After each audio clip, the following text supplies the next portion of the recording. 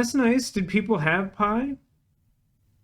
Got a lot of Pokemon plushies. I have accumulated a lot in the last year. I mean, like, a lot of these, like, medium size, they're not the softest, but they're, like, really, I don't know, like, display quality. They're really, I got a lot of those in the last year. Like, before leaving California, like, not that long before leaving, I found this store that, like, imports these, like, pretty nice ones that I like, and I just bought, like, a lot of them.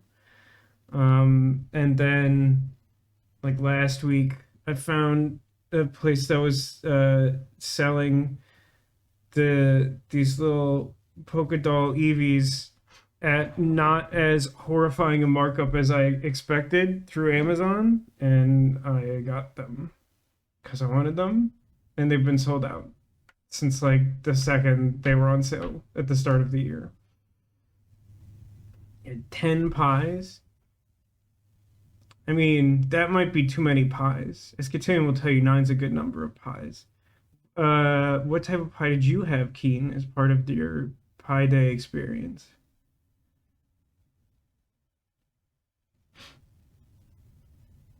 I'm excited. I'm not gonna lie, I ordered some new EVs went on sale on like Tuesday or something, and I got just some more coming tomorrow.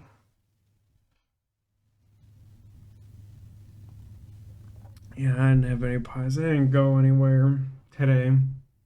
It's only 1/10 of pies, which is slightly less terrible than 4/10s of cakes. It's hard to quantify these things, but like I think we all have a sense of like whether or not that's a terrible number of desserts. This over here.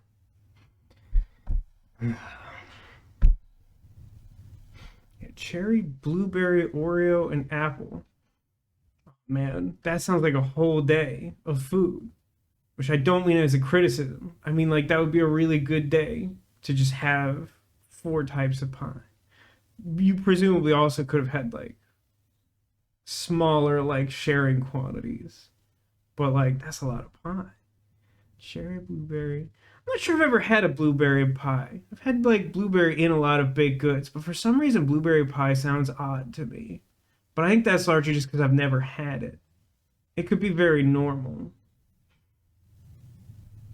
Number one pie for me? I don't know. I'm not as big on pie as I am on most desserts, to be fair. Um, so like most answers I would give are a thing that end up more closely resembling a different dessert and thus don't feel like valid answers. Just as a broad example, some like chain restaurants have a Hershey Sundae pie, which is just like pie shaped ice cream, more or less. It's a little closer to pudding, I guess, but like it's just not the point. But I like it. Um, it's most of your lunch along with a protein bar and their small slices. Yeah, that's. I mean, like, listen, I definitely don't mean to criticize, especially like if you're taking like small slices of pie, like once a year on Pie Day. That seems very appropriate. And just my immediate thought was like, if you had like a normal slice of four different types of pie, that would be a thing that I would do, but would feel insane about because I'm me. Ice cream pie is still pie. Sure, okay. I mean, if we're gonna stretch the bounds of imagination, I've had some like pretty good like peanut butter pie with like chocolate drizzle and stuff. I like I tend to like peanut butter themed things a lot. You remember those cardboard containers, the Hershey pies? Yep, yeah. They've been the same for like 20 years at least. Which is a Reese's pie a long time ago. There are some places that will do like the Hershey Sundae pie but Reese's, but for some reason extremely rarely. It's weird. But there is an equivalent of that that exists.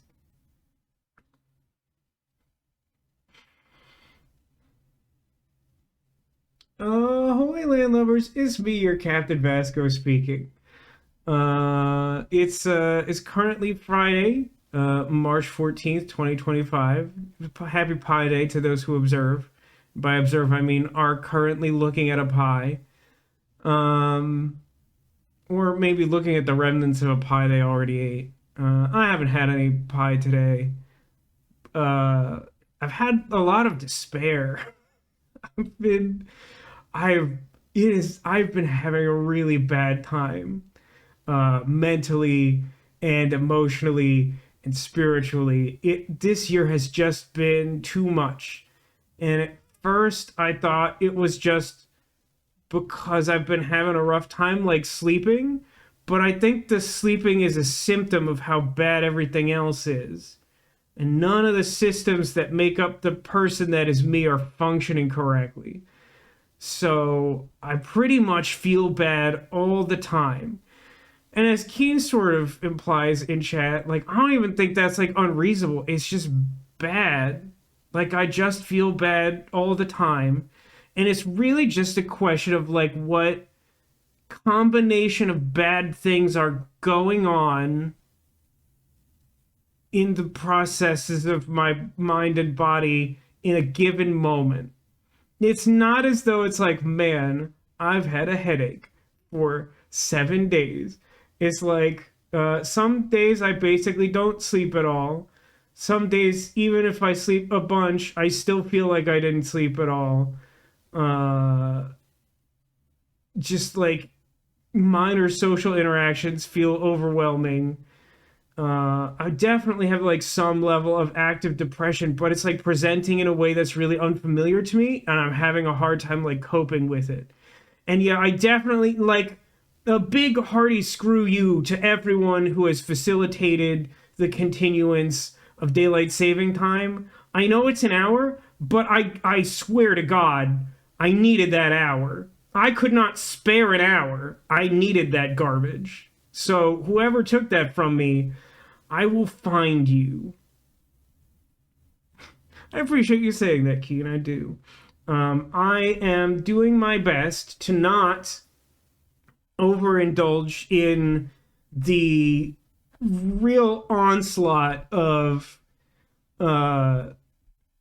like instincts to try and compensate for negativity by buying EVs. I have bought 5 EVs this week. Well, technically, these 3 I bought last week, and they didn't show up until this week. But I have 2 more coming, like probably tomorrow.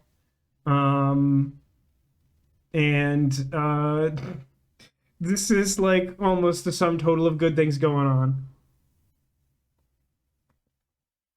Blame that one guy who wanted to hunt bugs in the evening. Who's that guy? I got like in addition to just like the general nuisance of like having to deal with the time change and the time change here being different than it is in Europe, and uh just like the loss of sleep on the especially bad daylight saving transition and all of that, like there's like a period in the afternoon where the sun like targets my kitchen in a way that's not dissimilar to the experience I had with the tiny bathroom window in my old apartment that focused the sun into a destructive laser. It's not as bad as that because like I have actual air conditioning, and something about that little window like genuinely like laser focus that stuff into like a destructive force that like NASA should study. But like it's still really annoying that like before the daylight saving time shift, some of that was like still going on like while I was like wrapping up my workday in a part of the house that's not as dramatically affected by that. So like it wasn't as much of a nuisance.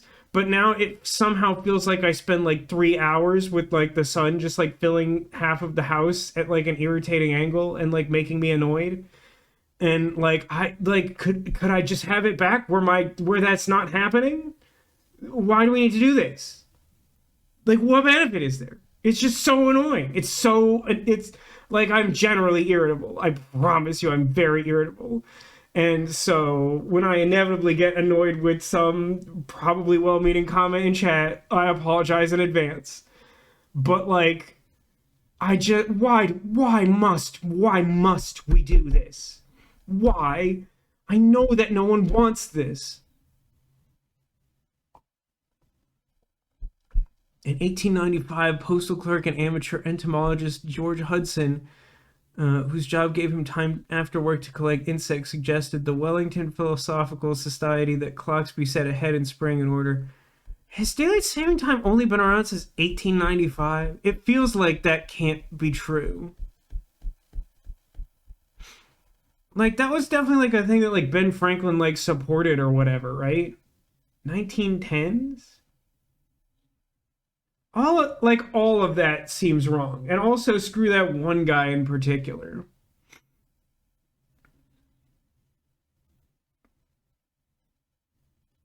Anyway, I put up a poll over the week. Listen, it took me a really long time to get the poll up. It took me like 3 or 4 days or something to get the poll up after I said I was gonna put it up.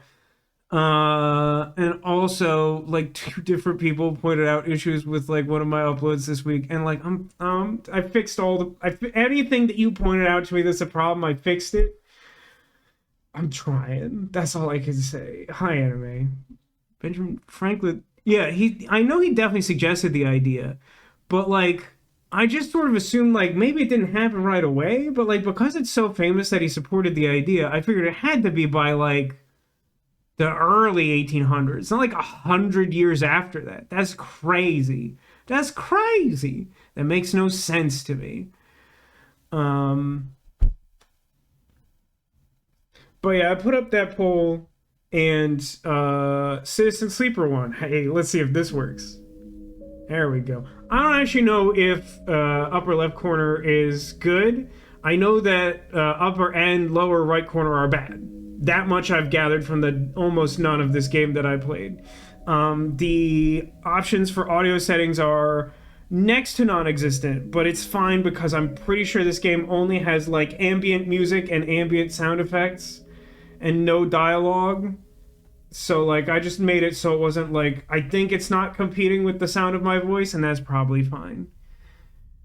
Or is the poll posted on Discord? Thank you to everyone who fired that off.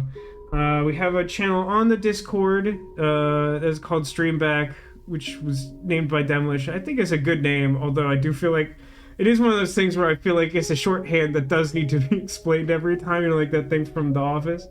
But like we do feedback there, which often consists of polls. One thing I want to mention, which is neither here nor there, but I want to mention it anyway. I decided to download this on the PlayStation because it exists on the PlayStation, and I think it reduces the odds of me having to fix sync in post, which has been coming up a lot lately, and it's making me mad. So I'm just hoping it's not going to do that today, because I'm running the game on a separate machine than the one that's streaming. But as part of that process, I typed Citizen S into the search engine in Sony, and for some miraculous reason, like the second hit, it was like Citizen Sleeper, and then something called Shadow Gambit: The Cursed Crew that I now want to play very badly, which is like a game, it's like a tactics game with magical cursed pirates who live on a ghost ship that's alive and slows down time so that they can do tactics. I'm like, did I make this game? Why has no one told me this game has existed since 2023? So like, we'll see how this goes today. If I like really hate this, I might just download that tomorrow, or maybe we'll push through this because I think it's been suggested this is somewhere between like a 2 and 3 stream game. So maybe we do all of Citizen Sleeper 1 and we do that next week and start something else after or something.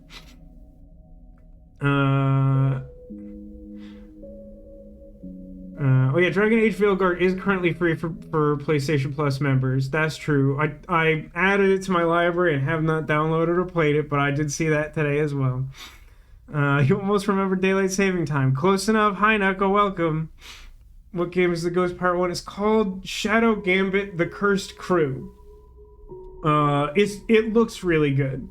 Like, I kind of like turn-based tactics games, but like I also like have no interest in like Final Fantasy Tactics. There's like some distinction there in my head between the two. Like, I consider Eternal Sonata to be kind of a light tactics game, and I like that. And I like Resonance of Fate, which is kind of a hard tactics game. And I like the concept of stuff. Like, someone kept pitching me on like tactical breach wizards last year, which seems like something I would like, but for some reason I just wasn't into. But not because I don't like those games. There's just something about that game that didn't speak to me.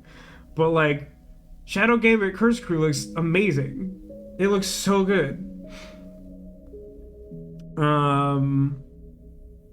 Anyway, that's all the TV there is about Shadow Gambit the Curse Crew for now, but I assume it will be coming back. You weren't into Tactical Breach Wizards either? It's not even that I think it's a bad game. I can't articulate to you why.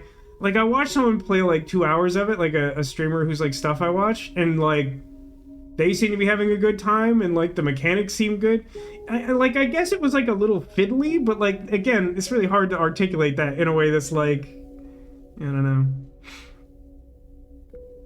Valkyria Chronicles 1 is a really good tactics game. I mean, I'd have to look at it, because I have this arbitrary distinction in my head in what's a tactics game that I like and what's one that I don't. So let's play some Citizen Sleeper until I have to pee again, because I just got started drinking water late in the day, and that's no one's fault but mine, but we're almost definitely going to have to take a pause on that. Let's get it started in here. Oh, wait. So it's like a RPG. So what is Citizen Sleeper? So Citizen Sleeper looks, from what I know, to be very heavily inspired by, but not like exactly the same thing as, Disco Elysium. But it's also set in a science fiction future in space. I think the product description in the Sony PlayStation Store, or whatever it's called, said it was like a post-capitalist dystopia, which even that phrase sure does make it sound like it's in the arena of Disco Elysium, doesn't it? But yeah, so like the idea for this game appears to be that like through the very little amount of this game that I skimmed through to try and get a sense of like what kind of audio effects I had to balance for, which appears to be very few. I think that like there are sort of like robots with personalities like installed into them or something like that, and those are the sleepers, I think, something along those lines. And like we play as one of those that's like found adrift in space, and someone like puts them to work on like a derelict space station, and post-capitalist dystopia ensues. Did I see this week's Amazing Race? I did. I like the they had a whole challenge where people had to learn a routine on taiko drums. That was fascinating. Also in the lobby, I think from that challenge, there was just like Luffy hanging out in the background because they were in Japan, and that just happens in Japan. Neko says that they released the Umbreon and Espeon Comfy Friends plush at the Pokemon Center website. I did see those. I would say that I'm trying not to spend money on Eevees, but in case you missed it, that would be disingenuous, because I'm doing that. But I'm glad that you got yourself birthday Espeon. That's very good. I do have, these are the Polka Doll line. So these came from 2 different sellers. The one who sent me the Eevee and the Umbreon sent it in this like I don't know, like vinyl kind of envelope. You'd probably know it if you see it. But like it was straight up open in my mailbox. Like I checked the mailbox and it just was open. It like wasn't sealed at all. And like that's insane. Like it's a miracle that they got here. Like I don't know if like the postal deliverer person like just happened to open it that day or whatever, but like what on earth? You're the same mail carrier. I don't know, I've never seen the likes of that. It's true, it is the year of Eevee, and I am having a hard time resisting things. I have 2 more coming tomorrow. They're small ones, but they're expensive because nothing is cheap that comes from the Pokemon Center. They released like Eevee keychains on Tuesday. The Umbreon had already sold out by the time I was thinking of getting it, so then I got both of the two other ones that I wanted. Anyway, we're a sleeper. We're some kind of robot. I have to choose a job, or we could just talk about Eevees. But I think we're doing this. So we have 3 class options. I took kind of a look over these before. None of them like completely jumps out to me, I'll say. Like sometimes there's one that's just like, that's definitely what I want. These are all, I don't know. I'll say this. It's like a weird balancing of this where some of these skills can only have a +1 or 0. Some of them can only be -1 or 0. And like some are both. It's just, I don't know. It's a weird distribution of balancing the 6 stats that you made up yourself. So we have 3 jobs. Machinist. Machinist repairs and modifies automated systems. Sleepers assigned to machinist work are usually diligent, careful, and structured. They also have the perk that they have a chance to gain random scrap when they do engineer things. #engineer things. If you take this, you get +1 to engineer skills, which makes sense because even though it's called machinist, it sounds like engineer. But then you also get -1 to approaching a problem head-on, applied directly to the forehead. Second option is operator. An operator works with drones and high-precision remote machines to perform complex tasks from a distance. Sleepers assigned to operator work are usually cerebral and precise people. Their perk is a chance to gain cryo on interface actions, which is one of those delightful gaming sentences that like will make sense in like 40 minutes and despite being written in English means nothing now. Our skill modifiers are that we do better with like computers, digital interfaces, but we also have lower strength of will. I will say that overall the operator is the one that appeals to me most, but like something about like not having strong strength of will is irksome to me because I feel like that is like a thing that you don't normally have a stat for, but a thing I like to imagine that like I have a moderate stat for. And then extractor. Extractors work on resource extraction, what it says on the tin. Often in hard vacuum environments, sleepers assigned to extractor work are confident, self-sufficient, and have a high level of endurance. Reading that a second time, that really couldn't describe me any less, could it? Confident, self-sufficient, and a high level of endurance? Like, just like invert that, and then I'll pick that character class. Their perk is photosynthetic skin. Sunbathed dice action allows energy recovery at home. Need I say more? Our skill modifiers would be +1 endurance and -1 intuition, approaching problems with awareness. So yeah, I think the extractor is sort of like the opposite of me, so I feel like I don't want to pick that. So for me, it'd be between machinist and operator, probably. Anyone care? Does anyone care? Sorry that the mail arrived that way. Me too, but in the scheme of things, everything was fine. They were still in their little plastic packages. Their tags are a little bent, but I like sat a box on them, and they look pretty normal now. Into machinists. Yeah, I mean, Demolition had said that he picked operator. Like, my inclination is to go operator, but like actually having like read them again, I don't know. I am genuinely leaning a little more machinist. Just the notion that like I'm like fixing stuff, and like the idea of like my negative being kind of like an almost like a rash approach to things. Like, yeah, that seems to vibe. Operator is sort of like doing like drones or like remote problem solving. Machinist is kind of like engineering with like physical stuff up close. Went on artwork. I do like the operator artwork best, probably.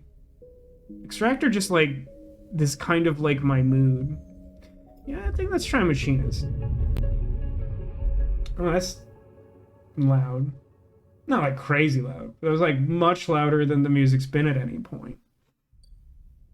25 minutes, right on time, Vasco. You're so good at video games and arts and craft and the guitar. Where are you? Location, unknown. Let me know if you want me to tune down to audio.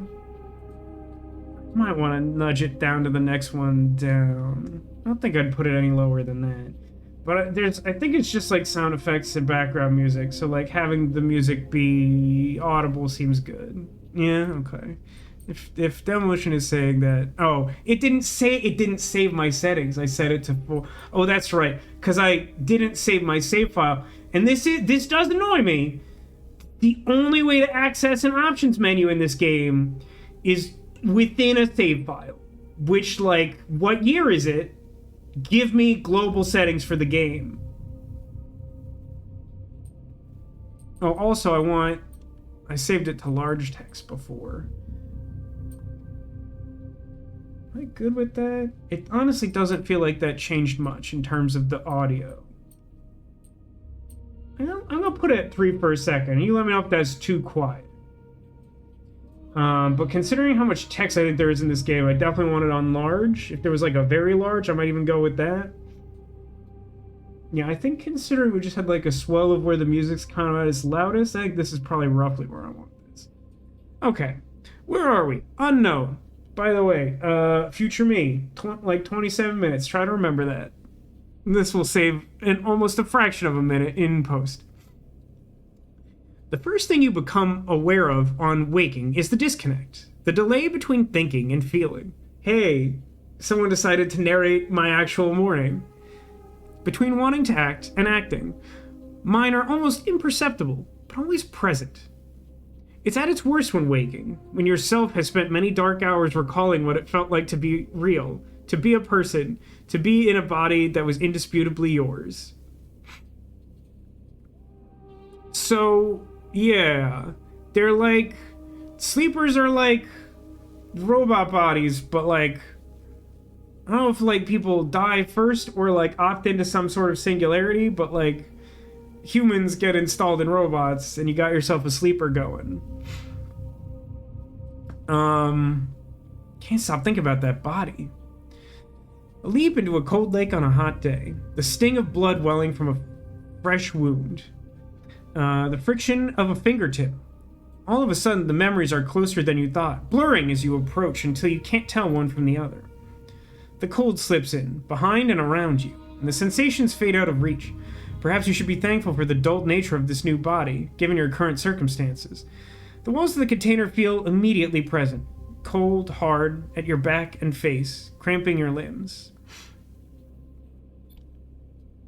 You resist the desire to stretch, knowing that the claustrophobia comes next, and retreat a little from your central nervous system. It isn't painful. Not like you used to know pain, at least. In emergency mode, pain is a message delivered with efficiency and ease, a reminder that harm is imminent.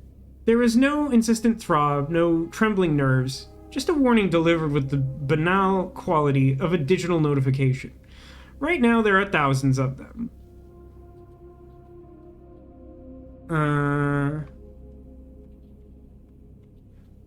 Let's remember the plan so that I know what the plan is. We'll do that like TV show thing where it's like, no, don't get me wrong, I know the plan, but could you explain it for the character who just walked in so that the audience knows what's going on?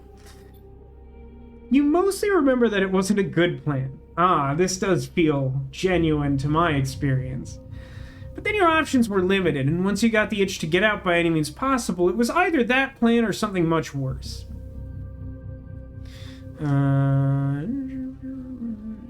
It was at least simple. Collapse the shaft, oh baby.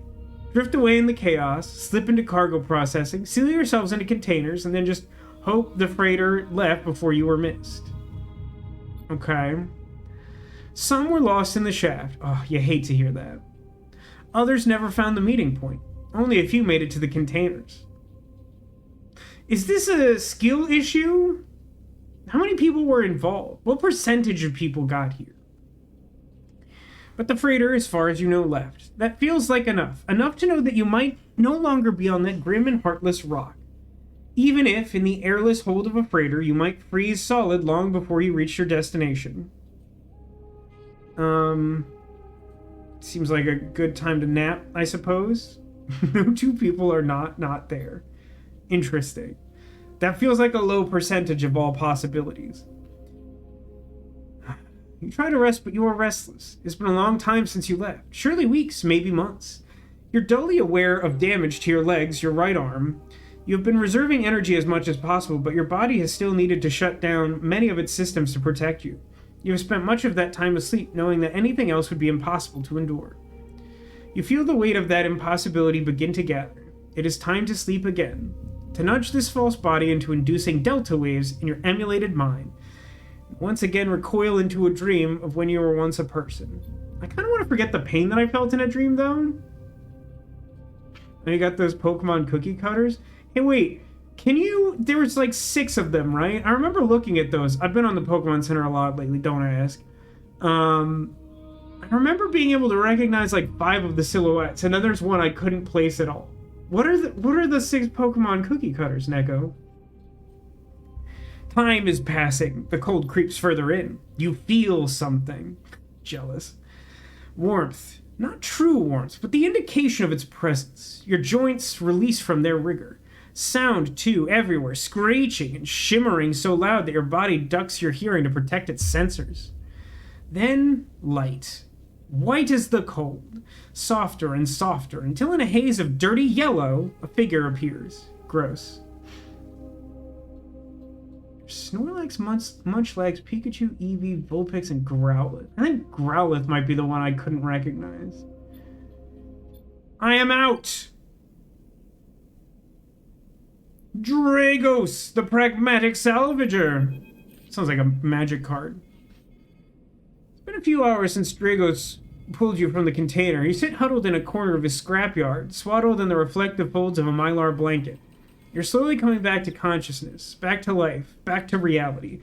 And you stare at the ornately curving element of an improvised heater. By the way, if you're new here, I make a lot of references to things like 90s music and extremely old TV shows that no one will understand. Those are just for me. But on that subject, if anyone's watched this week's Severance, there's a reference in that's such an unbelievable deep cut that only I could possibly recognize it. And I was absolutely floored by it. Like, it's something I would write into something and expect no one to understand. But the very nature of using this reference says something very peculiar about the state of the world that Severance lives in. Last one next week. Yeah, I'm gonna be honest that I'm not crazy optimistic about that after the last 2 weeks.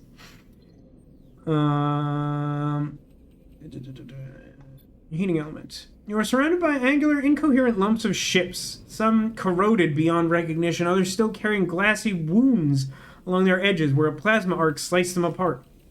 As you trace their shapes with fogged eyes, you hear a voice. So, Sleeper, you thawed yet? I'm gonna try the tactic of the mid to late Telltale games. And just say ellipse. Never seen one of you come in like this. New frames must have better perseverance than Sub-Zero vac. Seen more than a few of you frozen solid to hull plates or inside out of locks in my time. They weren't so lucky. Dragos comes into focus. I'm just gonna keep alternating that until one of them starts sounding natural. That's fine. Shrouded in makeshift tech, his headset with his glinting. The headset has glinting eyes? The mark of a drone operator. On his shoulder, one of his symbiotically linked drones perches, its irising eye locking you with an unflinching stare. Gross. Last livid sleeper that came through this yard was a while ago. They didn't last long. I struggle to read his expression beneath the tech, but he seems lost in memory for a moment. Or perhaps he's just figuring out what to do with you. What happened to that guy? Also, this is like about as far, and like I really wasn't reading all the text. I was just skimming it to get a vague sense of things.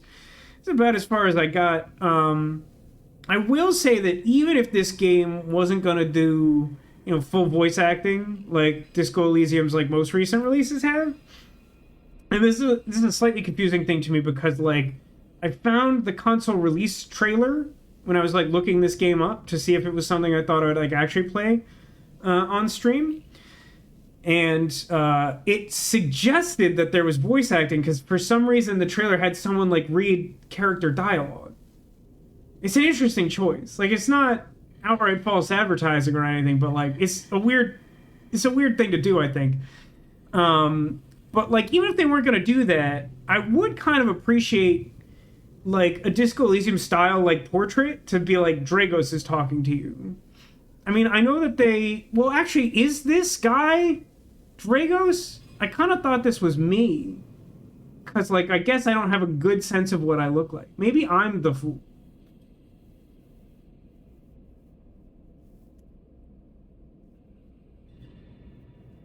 I have a different set of 8 Pokemon cookie cutters ahead. Pikachu, Gengar, Togepi, Jigglypuff, Snorlax, Eevee, and Yamper and Lechonk. And their full body. Wow, full body of some of those sound wild. You look like the character you selected. Contain, you vastly overestimate my ability to distinguish characters in an art style I've never seen before with like 8% brain power. It's gonna be a long stream. Also, if you're gonna pretend like this guy doesn't look like the guy I picked, I feel like you're the prankster. You're the Joker. And you should be adding mults to my Balatro score. Dragos ignores your question. I won't ask what led you to it, to sell yourself to a corporation, and I suppose you know you can't go back. Your old body, that's theirs now, and you're just software. A rogue emulation illegally possessing corporate property. I kind of want an answer to that. That's fine. You nod along. You remember biometrically signing the forms, the cold floor on your feet as you padded to the sleeper cells, the promise of life off-world. But as you do, you get the now familiar sensation that these aren't your memories. No, pardon me. Jeez, God. Body... Like I said, all of my body systems are bad. So it's a great time to play a game where you emulate someone who's, like, supposed to be a person, but not.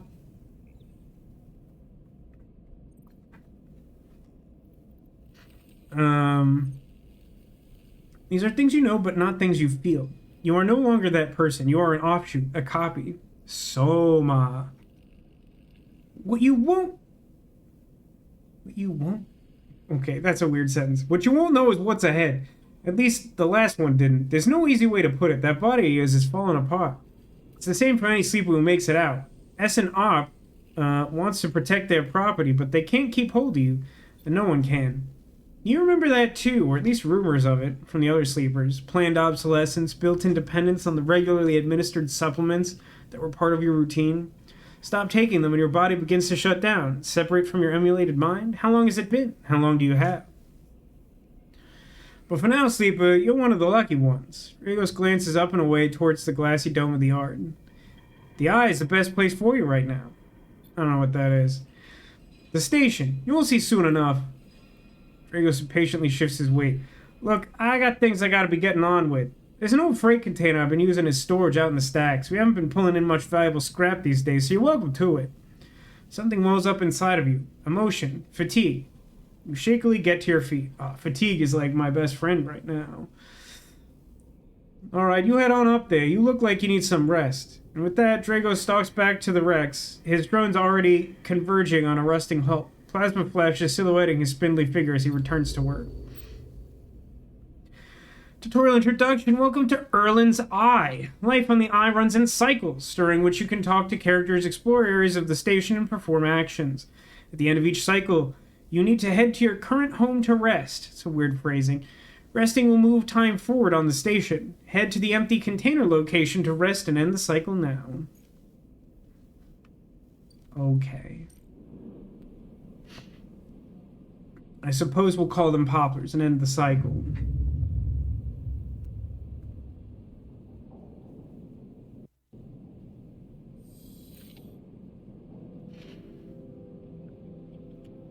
You wake curled in the corner of the container and begin slowly assembling the world around you. Container, 4 steel walls. After all this time, you still find this body, the one you wake in now, strange and disjointed. This message is readable, but somehow wrong. You sit up, pulling Mylar blanket close against the cold. It's unclear to me how, biological the body is. I feel like a lot of the way it's described is like little to none, but then like, why do you care about a mylar blanket? Here you are on this ruined station, millions of miles from anyone you know. Are you still in the system? Did any of the others make it out? It's impossible to know. After all this, what matters?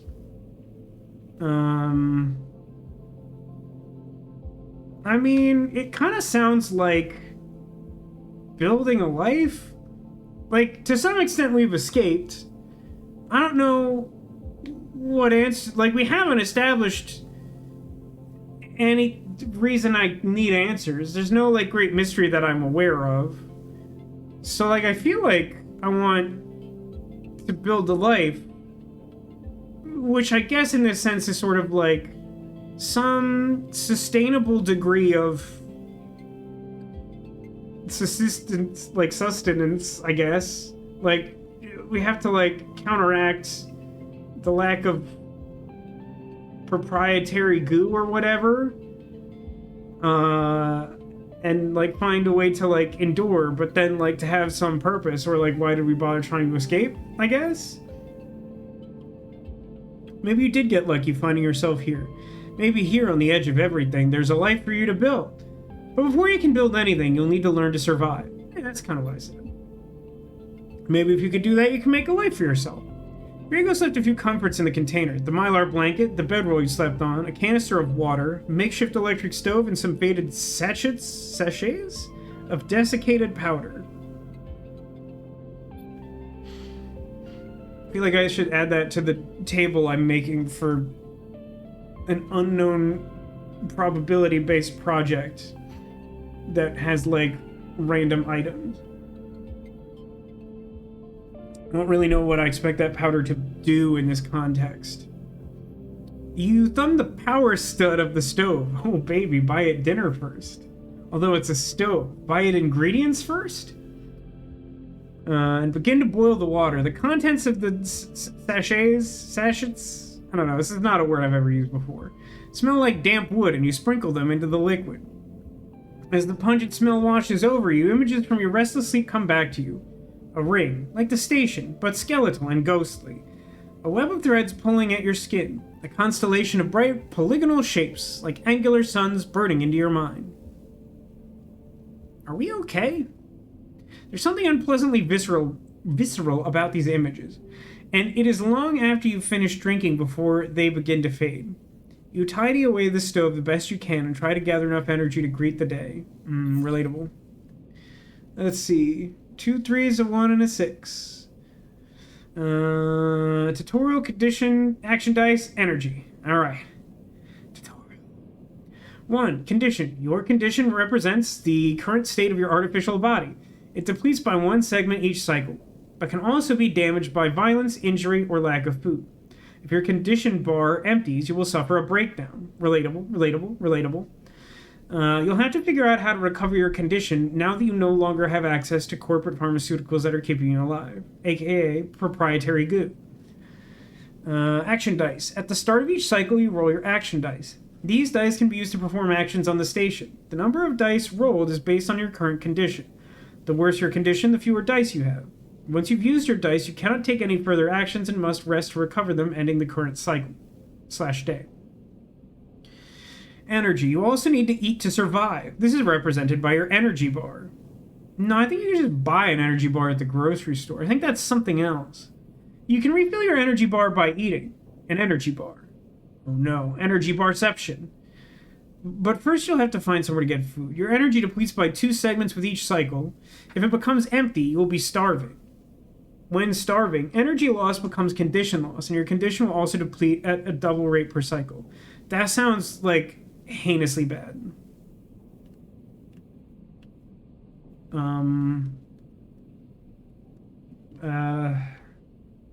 What? Do I leave?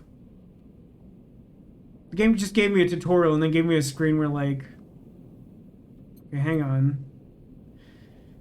Cryo is cryptocurrency? Why would we not call it crypto? Are we just afraid that people will be mad that cryptocurrency is in your game, even though it's, like, not actual cryptocurrency? Okay, so that answers one of our questions from, like, character selection, I suppose. So weird. I'm gonna leave, I guess. Dragos is standing in the corridor when you close up the container. He's still wearing his headset, and in the harsh light of the corridor, you realize it's implanted. A drone sits on his shoulder, its cache of sensor eyes rapidly irising. How you feeling?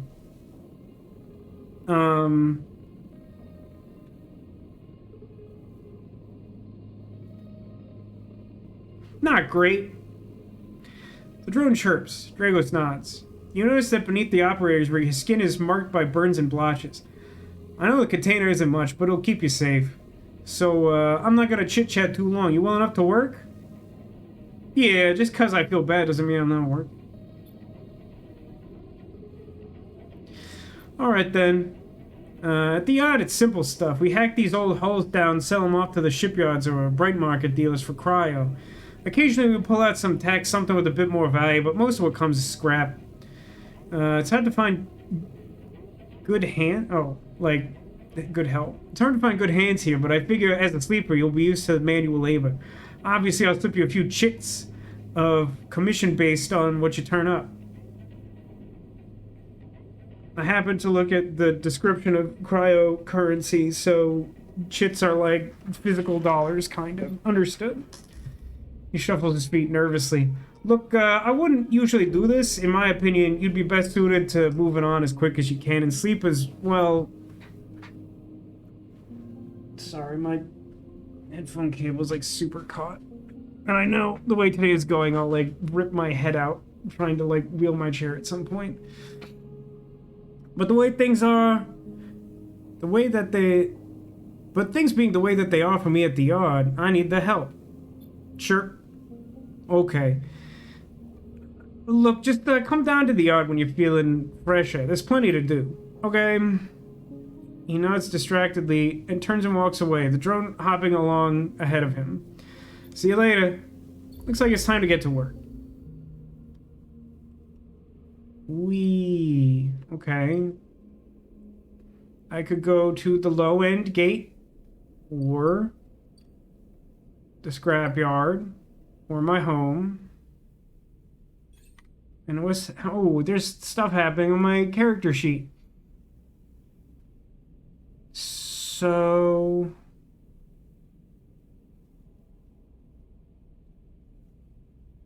Am I interpreting this correctly that, like, because I start with +1 engineer, I have, like, one of the left engineer skill active?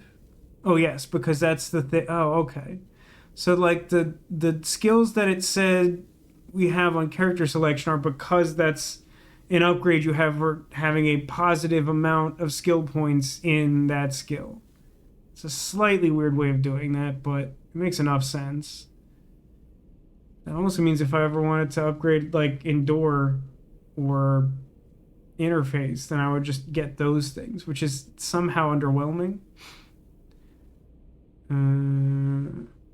Ooh, self-repair seems like a good one. Maybe we just go full engineer or whatever. Alright, I guess I don't have anything to do here. I thought I might get more insight into how anything worked, and I guess I did, but not to an immediately useful degree. So I guess we'll go to the low-end gate.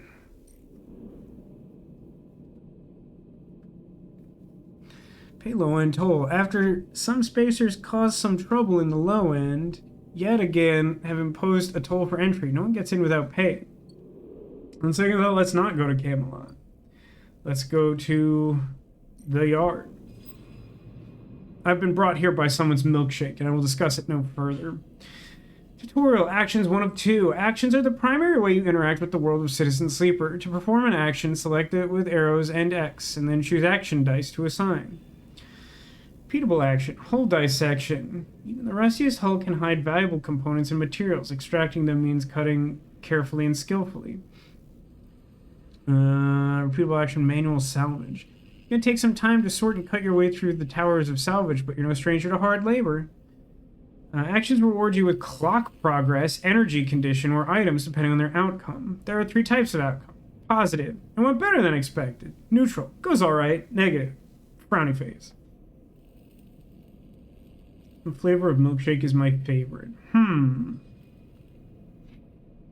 I don't know, it kind of depends. Because, like, you know, sometimes you go someplace that has like some weird specialty thing, and that's like exciting. But like generally speaking, sort of like most places have like a cookies and cream that's pretty good.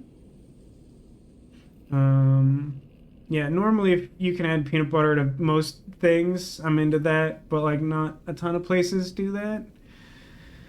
Uh, can't imagine drinking peanut butter. Well, yeah, but like my understanding from our discussions in chat, Neko, is that like European peanut butter is not the same as American peanut butter.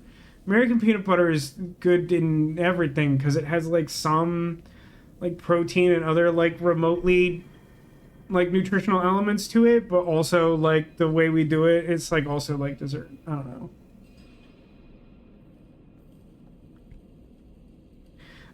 Action dice affect these outcomes as follows. 6 is a 100% chance of succeeding super good. 5 is 50% super good, 50% normal. Yikes, that's a big jump. 3 and 4 are both kind of like an even distribution of like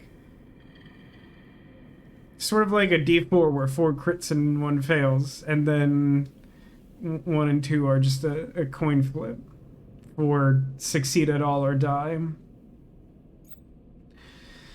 Actions 2. Actions display information about their type, risk level, and skill modifiers that apply to that action. Type. Either critical or repeatable. Critical actions can only be done once. Risk. Safe, risky, or danger. Safe is you would have no like negative outcome potential, sort of. Risky is negative outcome would mean cryo or energy loss, and danger is negative is condition loss. Neutral could mean cryo or energy loss. Ooh. Skill. This is the skill that the action requires. Either engineer, interface, endure, intuit, engage. Modifier, either -1, 0, +1, or +2. This is added to the action dice when slotted and improves the value. Okay.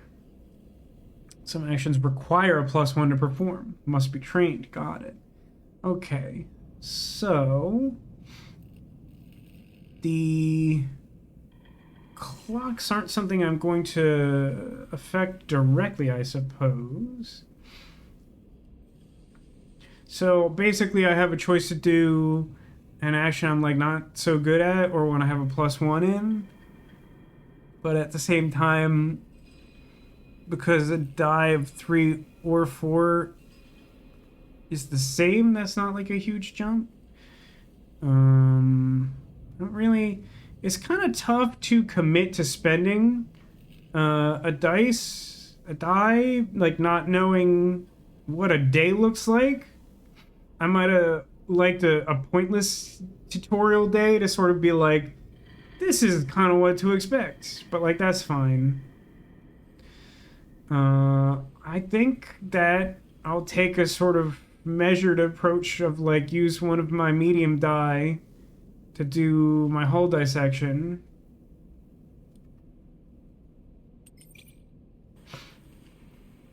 So yeah, basically I have like a 75% chance of this being fine, which means I'm definitely going to lose money I don't have, because I know me very good.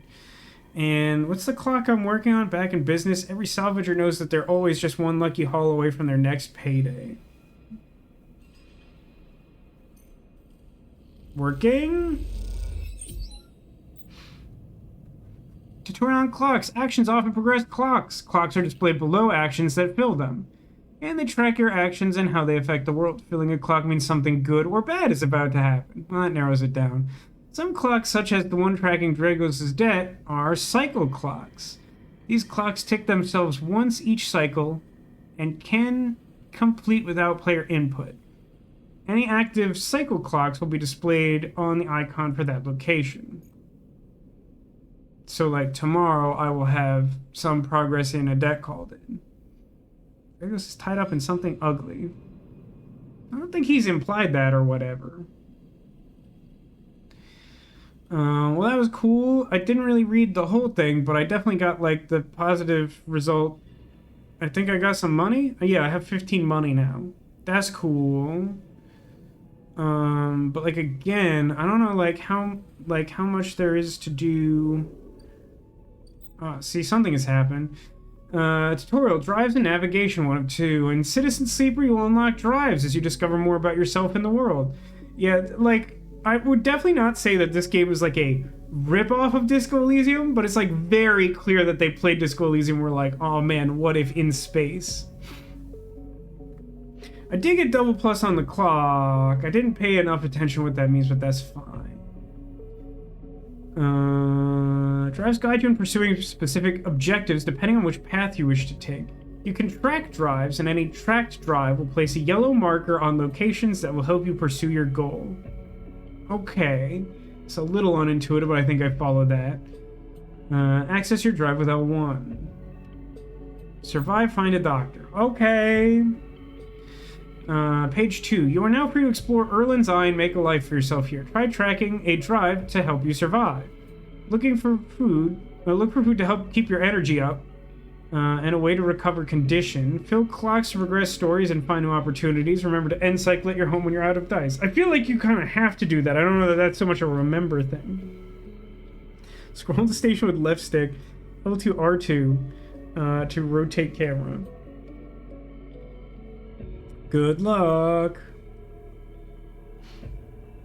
So let's toggle tracking. Toggle tracking. So it was already it said try. The tutorial said to try tracking a drive, but it had already done it. So the act of me trying to do that seemed to turn it off.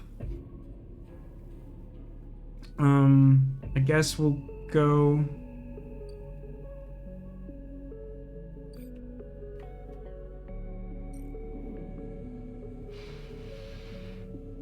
Yard hand. The only way to get to know the shipyard is to work there. No tourists here. So I could do a dangerous thing I'm bad at, or a risky thing that I'm like pretty good at. You don't have connections, but you do have skills. If you can get a shipbuilder to notice them, you might be in. That feels like that could be a good one to spend my 6 on. Like connections, and also avoid like a bad risky outcome. Can you make a recommendation? How big a spoiler is the recommendation? Drago's yard. Oh, there's other stuff. Rotunda wet dog. Find food ASAP. No, that seems self-evident. So does like the pink mean that there's like higher risk stuff there? Boy, there's like a lot of...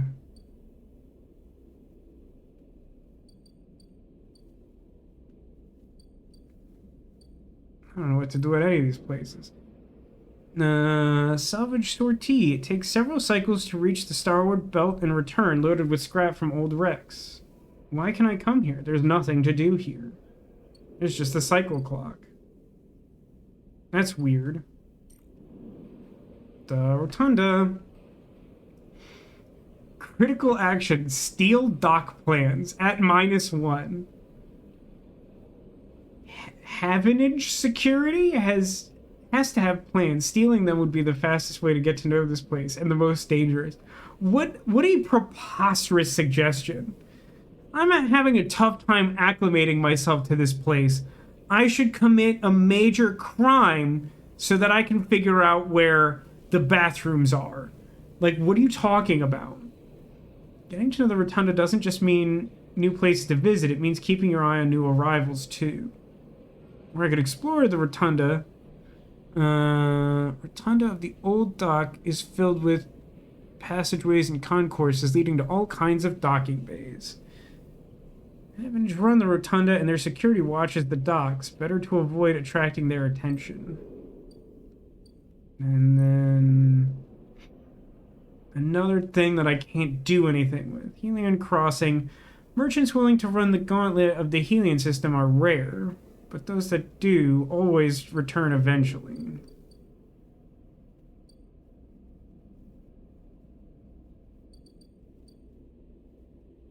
And what's at the market? Good, another engage action.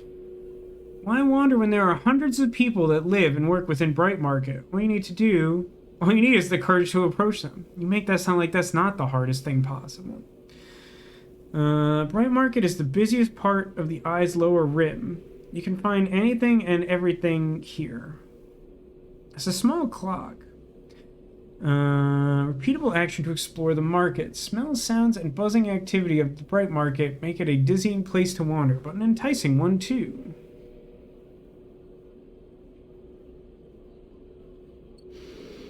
I really have yet to see anything that I feel comfortable spending my one on, which is not great.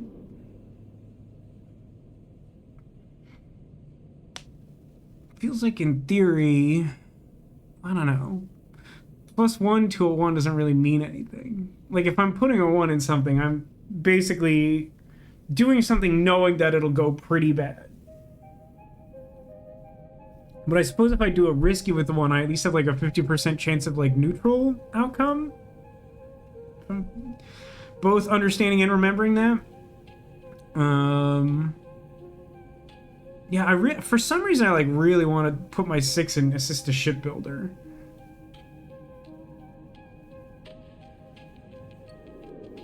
I think I've looked at all the places.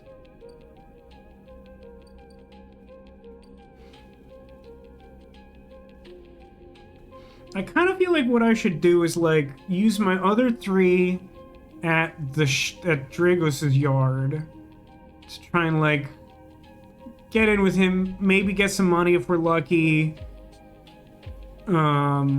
establish ourselves, whatever. Spend our 6 on something that I think will help us long term, and then spend the 1 to do something that like probably doesn't have like a huge negative consequence, just to sort of like advance the world a little bit.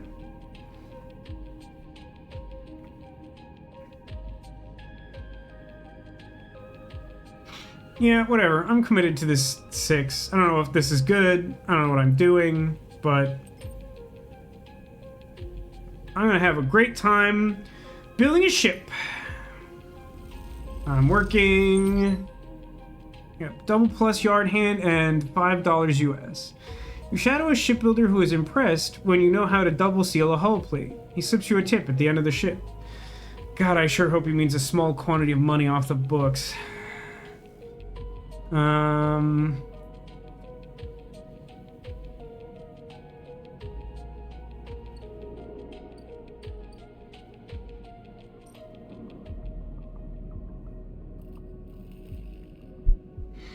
don't really see a place to be like earning. Well, I guess to be exchanging money for food or whatever. Which does feel like an issue. Steel Dog Planes is just the most insane. Like, I can't believe that's like a day 1 option. For like no adequately explained reason.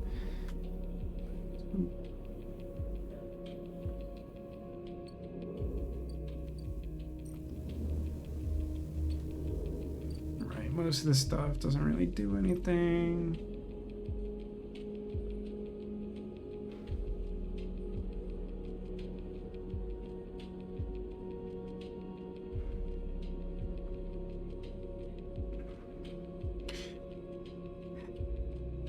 I feel like I want to spend my 1 exploring the market, and I feel like I'm going to have a bad time. 50% negative. Get ready to lose those $5, friend. Wow, we called a coin flip and got a progress. We managed to follow the flow of people and start to appreciate, even enjoy the chaotic layout of the markets. That's good, that's good. Oh, hang on. Something is happening. Some Doc Millionaire. I've heard of that movie. Is that something? Hab block. Decaying habitation block. Next comes the call from the enforcer at the door. You shuffle down the flickering hallway towards an open apartment door. You keep your head down and your shoulders high in queue, trying not to bring attention to yourself. You were thankful for the tip-off that a doctor was operating out of this place, but now that you're here, you're not so sure. The gang enforcer on the door, the flickering light strips, the decaying hab block.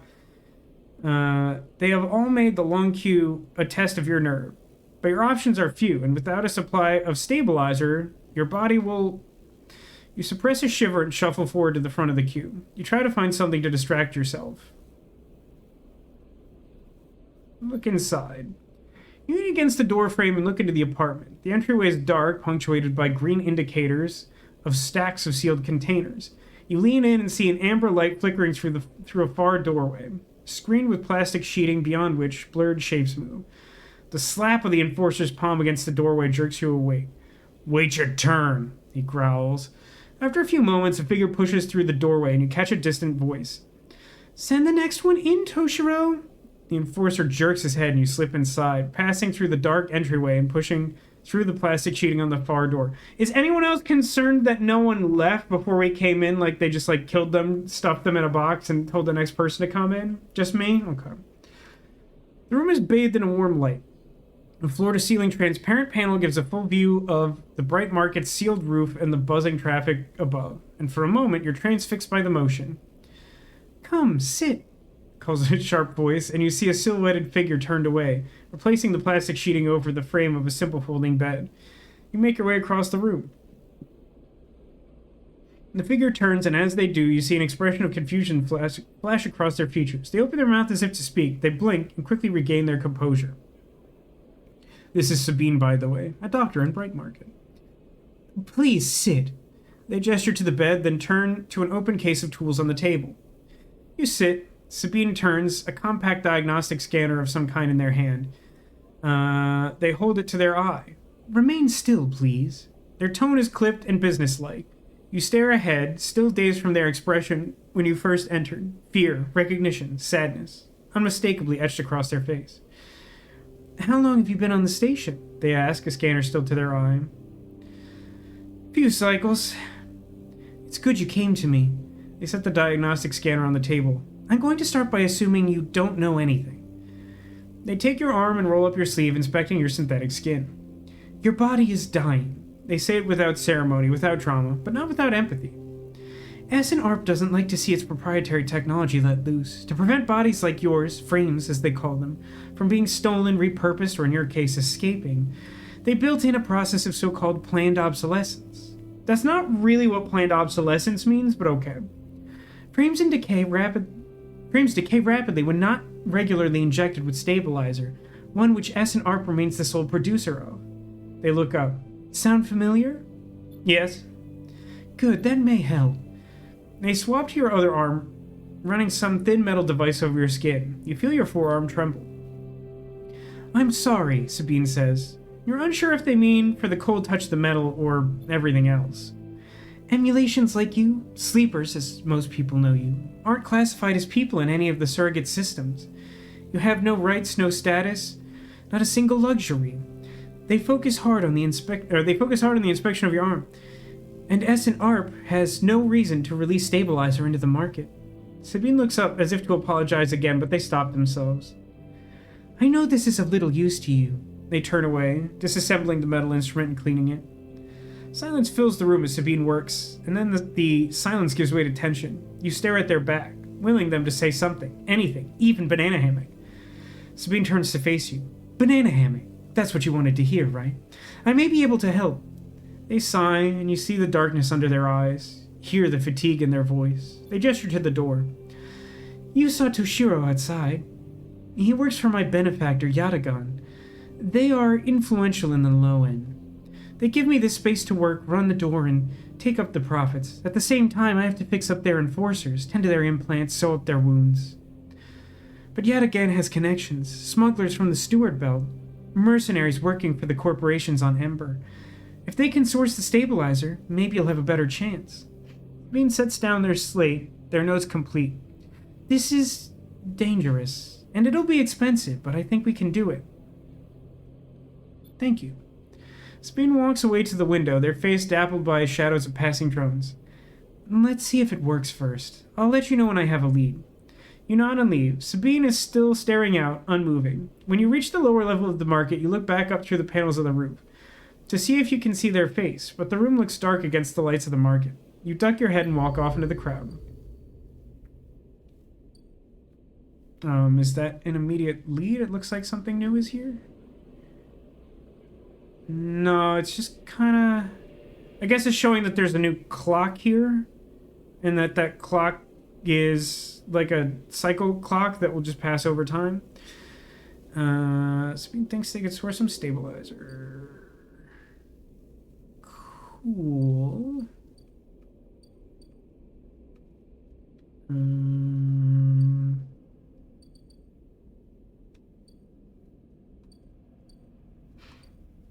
Yeah, I mean...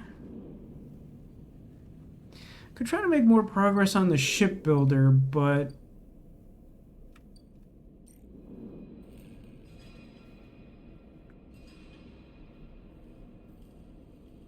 So I guess the idea of the debt called in is that, like, once that clock feels something bad happens to us, it's not so much that we have to accumulate, that we have to make progress towards paying, like, a literal financial debt. So that being the case, I guess I could consider spending my 3 on something other than just making money here. But making money here seems to have the potential to make a lot of money in the future, which could be good towards paying people to get me, like, illegal black market medical goo. I'll just go with my initial instinct for now, I guess. So we have a 75% chance of not having a bad time. Wow. Pretty lucky day. Well, I guess that time it was a regular success, because we got 1 more clock progress instead of 2 like we did originally. Cool. And now we will go to home.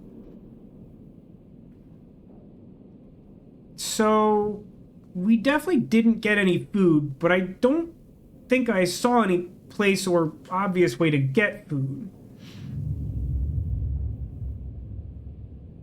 It may have given, like, I'm not entirely sure if that desiccated powder counts as, like, rations for... Nope.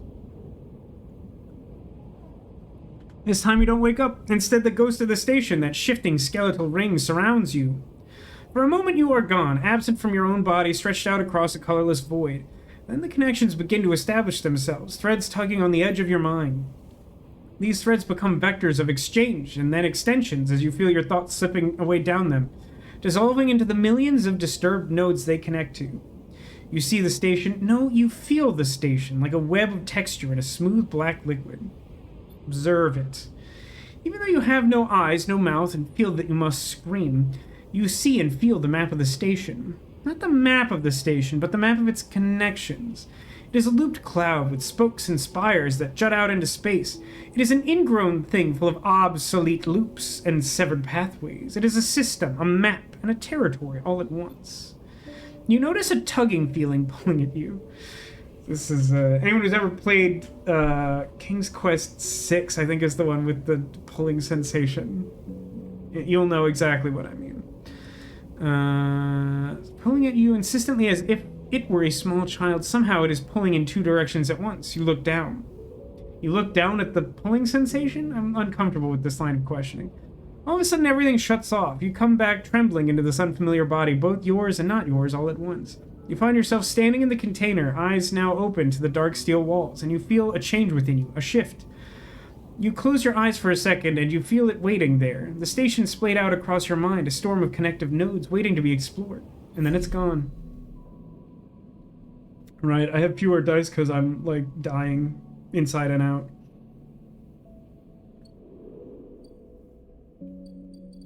Any, like, obvious changes to the state of the world? I don't know if it's worth spending 60 cryo to go into low end, but considering that the connections to get the medical goo are there, that might be something I need to do. Going inside and out, so like a standard day. Yeah, so like a standard day, you understand. Yonder shipyard. I don't know. It might feel silly to just, like, double down on what I did yesterday, but at the same time, committing to that course of action might you know, make more overall progress than trying to spread ourselves thin and do everything. And at a glance, I kind of feel like that's sort of what I want to do. It's like a similar thing to yesterday. Love the art in this. The character art's not my like absolute most favorite, but the aesthetic overall is definitely really strong. I think it's kind of fun that they chose this like hex dice symbol thing. It's a little weird.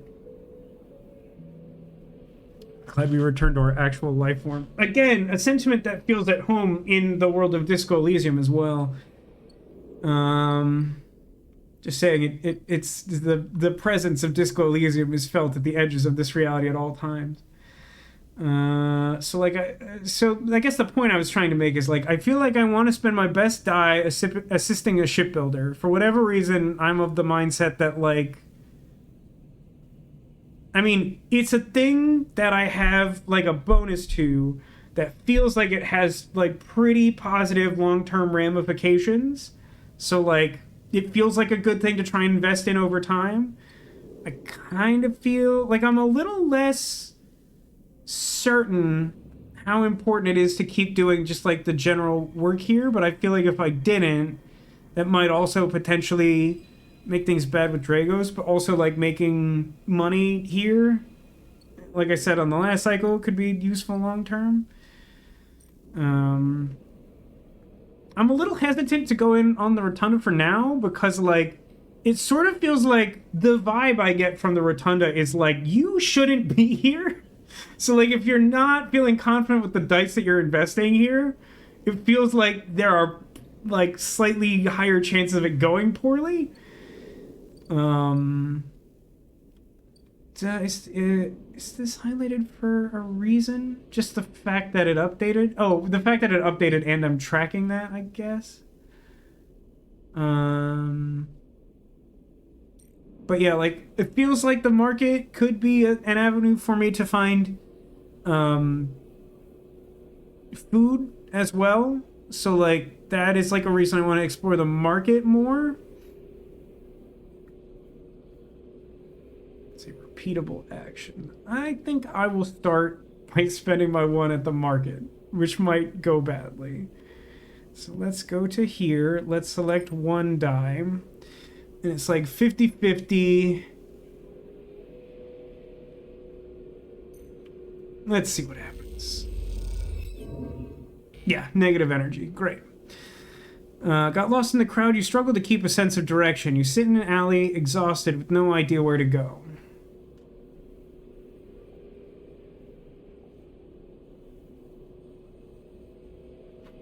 I wanted to do that first because it gives me the option to try and spend more dice exploring the market. I'm not sure how...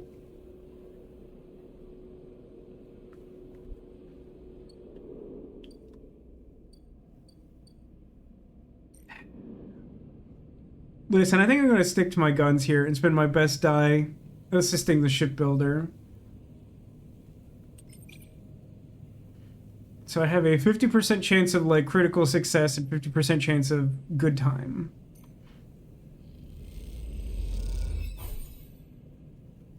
Neutral outcome. Bummer. You observe the shipbuilders and try to make yourself useful carrying tools and crates. You begin to notice how they work. That's not great.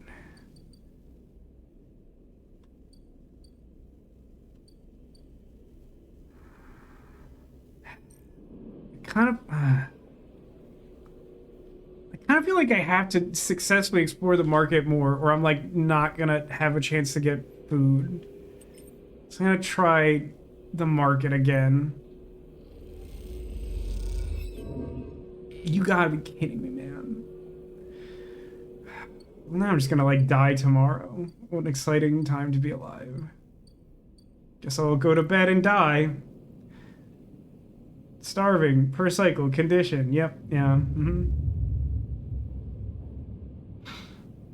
Demolition. It's cute that you're surprised that I would have, like, extremely bad luck in a game like this. Again, the skeletal ring of the station fills your mind. It sparkles with glittering lights like stars reflected in a winter lake.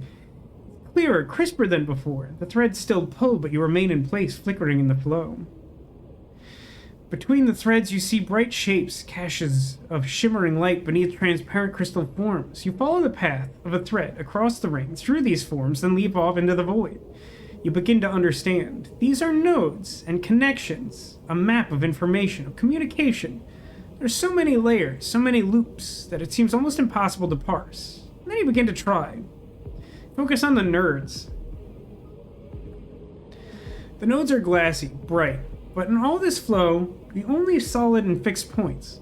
You approach one, a pyramid or triangle. Dimensions are difficult here, and you lean close to it. Inside, shifting layers conceal a tangle of threads, a meeting point of exchange, but before you can glimpse any further, the glass clouds and hardens, cutting you off.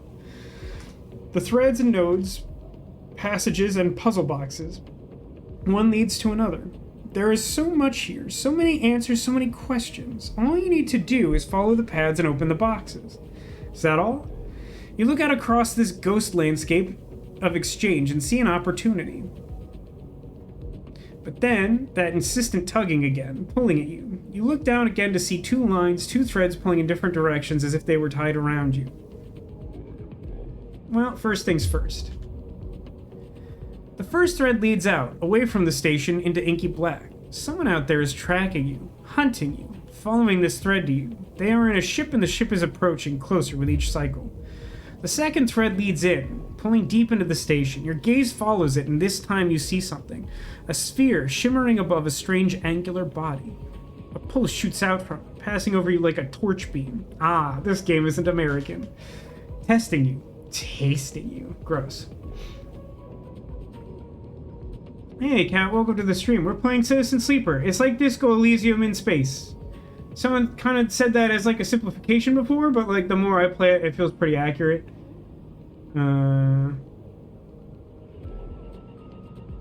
Remarks. Don't you remember Vasco's Disco Elysium playthrough and his amazing skill at rolling the lowest roll 100% of all time? I mean, like, literally, like, the number of... What was the actual percentage? There was, like, some percentage where I had, like, a reasonable chance to hit that was, like, 60 or something. And, like, every time I rolled a 60, I failed.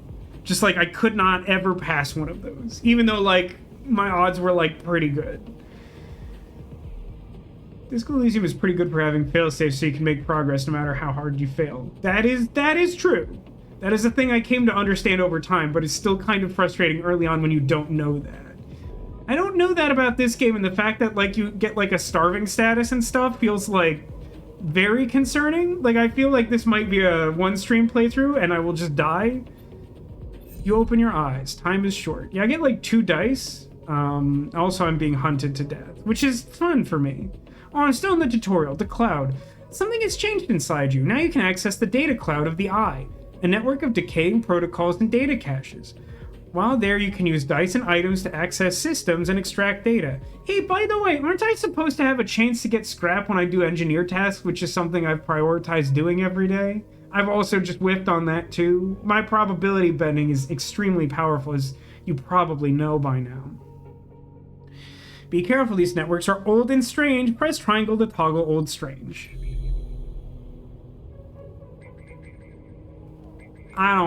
You didn't give me enough context to know what this is.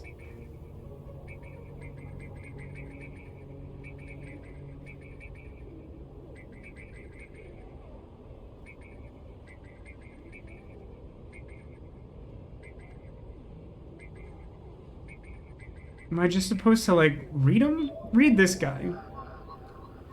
Some gang enforcers' implants are chirping out comm signals. Time to see what they're talking about. Data actions allow you to extract data from the networks of the eye. They work like die actions, but in order to unlock them, you must match your dice to the one displayed to the right of the action. So exact roll only. If you have a +1 or +2 modifier in the interface skill, you'll be given more possible dice to match. So you're allowed to, like, not apply your modifier if it would benefit you? But only a +1, I assume. -1, you're probably just, like... I think it's the station's network. No, like, I get it's the station's network, but you have to understand that my perspective is I've just come to understand this game that has been a little punishing. Not extremely punishing. I had a pretty good first day, but like the second day went really bad. And then they're like, got it. You have 2 dice. Here's an alternate universe of actions and like 7 things to read.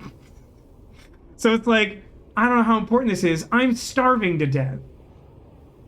I guess what I'm saying is that it's like a hierarchy of needs thing. Like, I don't kind of give a crap about hacking people's Wi-Fi when I'm starving to death. Like, this is fine for y'all, but I'm starving to death.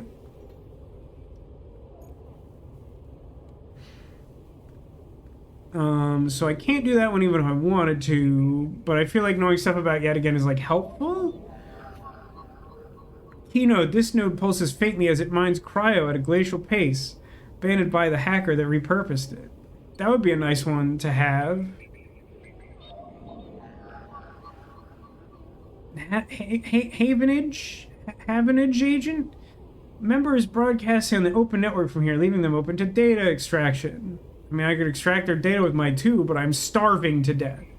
I hasten to point out. This node is orbited by the remains of a corporate countermeasure broken long ago by hackers. That doesn't sound especially interesting. Slot Solheim cipher.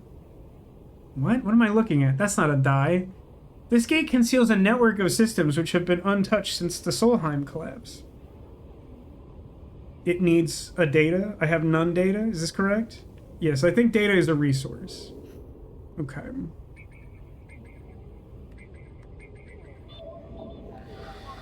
A lone connection feeds this isolated node. Its last access timestamp is 1,000 cycles ago. Yeah, I just don't have like nearly enough context for this to feel useful. And in this case, what I mean is like, a lot of these are just like, there's some cool old data in here. It's like, yeah, cool old data could be like Dear Diary from like 1,000 years ago and have nothing of substance. The data here is part of a cache tucked away during the collapse. Who hid this and for what purpose? It's true. Ancient data could be a boat. You're not wrong about that. It could be anything. Havenage member is broadcasting on the open network from here, so just like the same as the other one. Okay. Oh, this is slightly different, right? And this would require perhaps a specific Havenage data? Yeah. Okay, great. None of that was helpful. Welcome to Tuesday. I still can't have medical goo to live. I'm gonna die in like 2 days. Also, this game isn't going. But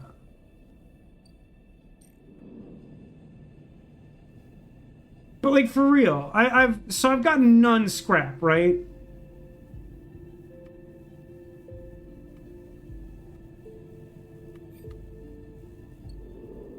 None. Anyone have any idea what the chance to gain random scrap is? I feel like I want that. You have yet to roll positive? That's not true. Didn't I definitely roll positive on an engineering action on day 1? Even if I specifically required like a critical hit, I've done that before. I guess part of the issue is that the game doesn't really explain what a chance to gain scrap is.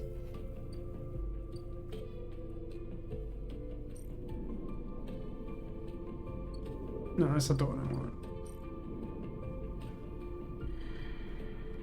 So I basically did nothing yesterday, like more or less. Like honest, like I think I have to like 6 at the market, even though like I think I still like definitely die more by doing that.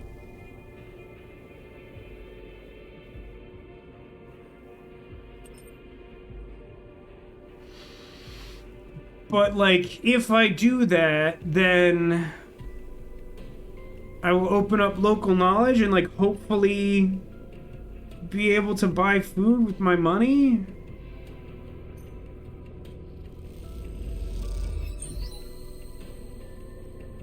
You keep your attention on the crowd around you as you pass along the bright walkways, taking it in with an expert eye.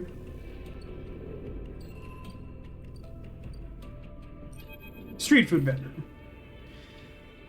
Memphis is busy, his broad face uplit by the makeshift gas burner in front of him. With precise, delicate movements, he lays thick chunks of marinated fungus into a dented wok, his other hand idly tossing a metal bowl of sliced vegetables in some red-flecked dressing. The smell is incredible.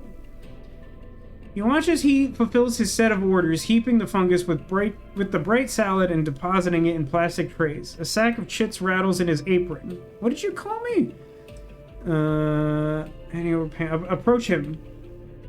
You join the queue. It's mostly made of off-duty salvagers, vac suits unzipped and unrolled down to expose stained vests, grubby mods, and a lattice of scars and tattoos. They discuss the best food on the eye, the best drink, comparing notes on bright market dives, their words cutting through with heavy spacer slang. Eventually, it's your turn, and you shuffle to the front. Memphis speaks in a deep, even tone without looking up. First try is free. Thanks. The smell is almost unbearably strong as he cooks. The earthiness of the fungus laced with something so spicy, the smoke makes your eyes water. The heat from the burner is like a bonfire, and your skin hardens in its glare. What's my skin doing? I know you sleepers, Memphis says while he cooks, his voice deep but clear. A hard life, a lot of stories. He glances up from beneath his cap with his piercing eyes. I know. You begin to tell him about your journey to the eye, and he nods as he cooks, his eyes never leaving his work. You tell him of the confusion, the pain, but also the sense of possibility and its sudden arrival. I have skin? Yeah, and it's getting hard because I'm looking at fire? I don't know. It feels like something's wired wrong. You tell him of the cold, dark container and the endless cycle spent within it. Now it seems, you tell him, like some dream that you once had but can never forget.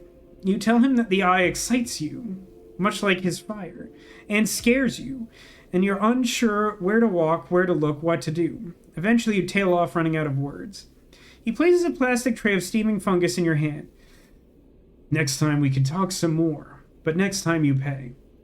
He slams a heavy hand against the button on the burner side and shuts off. The roar of the flame and its impressive heat fades. Next time, sleeper. He waves you away and begins to oil the wok. Before you turn back to the alley, you notice the geometric patterns of circular scars across his forearms, each surrounded with a constellation of glinting pin marks. You walk away, and as you do, you take a bite of the rich, spicy, delicately sweet fungus. Sweet, sweet fungus. Your taste sensors light up like a fusion reactor. You'll be back. You know what I would appreciate, though, is if it told me what that cost. Because, like, that would be useful information to have.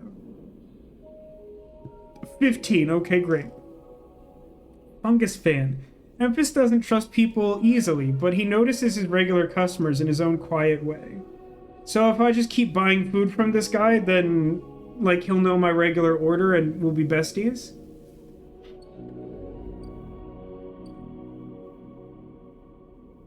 Wait, what is this? Port exchange. Hardware exchange.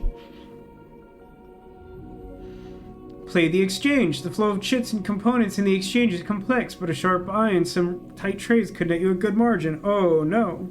Nope. No. So components. The Ort exchange is always hungry for new hardware to buy up, break down, and sell off. Oh man, you know what'd be super good to have right now is some scrap.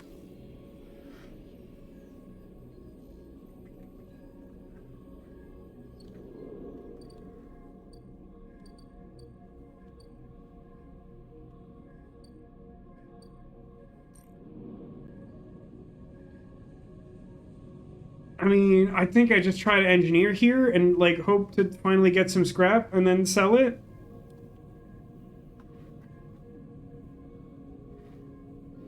Although, if I ate again today, which would be expensive, but if I did that, wouldn't that give me, like, 2 more dice for tomorrow? Is that how food works? I need a die to do that? I think I just need to pay now that I, like, know where it is. 2 more energy. But isn't energy the white bar, and isn't the white bar determining how many dice I'm getting? Conditions the modifier for dice. But, like...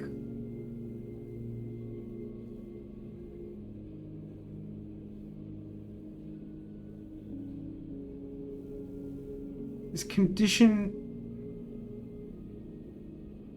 no, didn't I get... It felt like I got less dice because I took energy damage on the second day.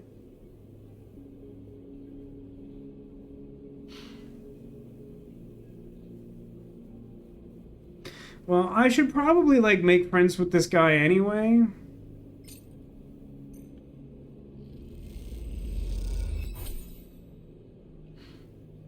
I got, oh, like, more energy than I needed. That's a little annoying. But hey, I'm, like, 1/4 towards being a fungus fan. I'm committed to being an engineer. So I'm gonna try and get some scrap and make some progress on, like, being a ship guy.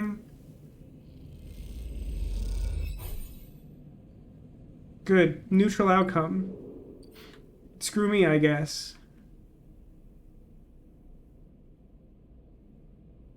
Build a ship mind?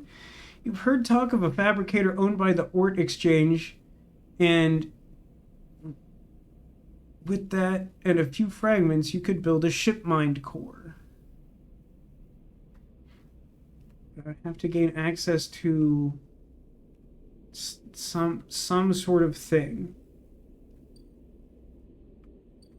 The Ort, something that's not the exchange. Listen, I'm gonna go to bed and have another bad day, which is very relatable. So my ability sucks. Is that correct? My ability is, like, complete dog water and basically says, like, your music is bad and you should feel bad. It does not feel as though energy has an impact on my rolls. That feels false. But we'll go with it. As you close up, this is like last night, not tomorrow. As you close up, a voice echoes down the corridor towards you. Sleeper, wait up! Yeah, sure. Fang is coming down the corridor towards you, a wonky grin on his broad face. Hey, glad I caught you. Do I know you? You do now. He puts a hand on your arm. I've seen you hanging around. Just want to chat. You staying in that thing? He nods to the container, shaking his head. Rough. It'll be hard to get a good start on the eye. Looks down the passage. What was it old Erland said? The eye opens for us all? Nice idea, but, well, not always very practical. He glances back at you. We do our best, but it isn't easy. We? You pass together into the main walkway. Have an age. Who knows? We are all one dysfunctional family. Fang puts his arm around you. I'm not part of the security branch, though. Don't worry, I'm with systems. Please tell me what this thing is. Think of Havenage as an administrative association for the eye, depending on who you talk to, either emerged as a response to or a continuation of Andre Erland's original union. Oh boy, it's Disco Elysium in space. Personally, I avoid the topic. He stops you in the quiet passage. Look, that's not what I'm here to discuss. I've been seeing some unusual network activity, and well, I know a little about you sleepers. I have a small proposition for you. Glances around, but this is not the place for it. I have an office just across the way. Give me a cycle or two to prepare, then when you're settled, stop by. He lowers his voice and gives you a dark look. In truth, I need you. If what they say is true about you sleepers, there's work to be done. He pats you on the back, his voice bright, and his dark look suddenly gone. Stay clean, sleeper. Walks off down the passage, raising a hand in farewell. I'm gonna die very soon.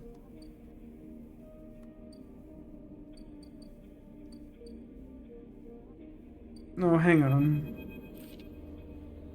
The first thing you see on entering the hab block is the glint of Toshiro's implants, like a cat's eyes. In the dark of the corridor, he nods you in as you arrive at Sabine's door. The entryway is still dark and you push through the sheeting into the surgery. I have it. Sabine stands with a case open in front of them, a set of vials lined up inside, separated by foam inserts. They pick one up, rotating it in the warm light. I have no idea how Yatagan... We should treat this with caution. It looks authentic, but I have no idea if it really is what it appears to be. I mean, listen, I don't have many other options. This works or I, die tomorrow. I appreciate your enthusiasm, but we need to be careful. Unfortunately, I'm not sure we have another choice. Well, that's my point. They gesture for you to sit on the bed. The stabilizer works under a similar principle to an immunosuppressant in a transplant operation, in that it stops your body from rejecting the unfamiliar part of itself.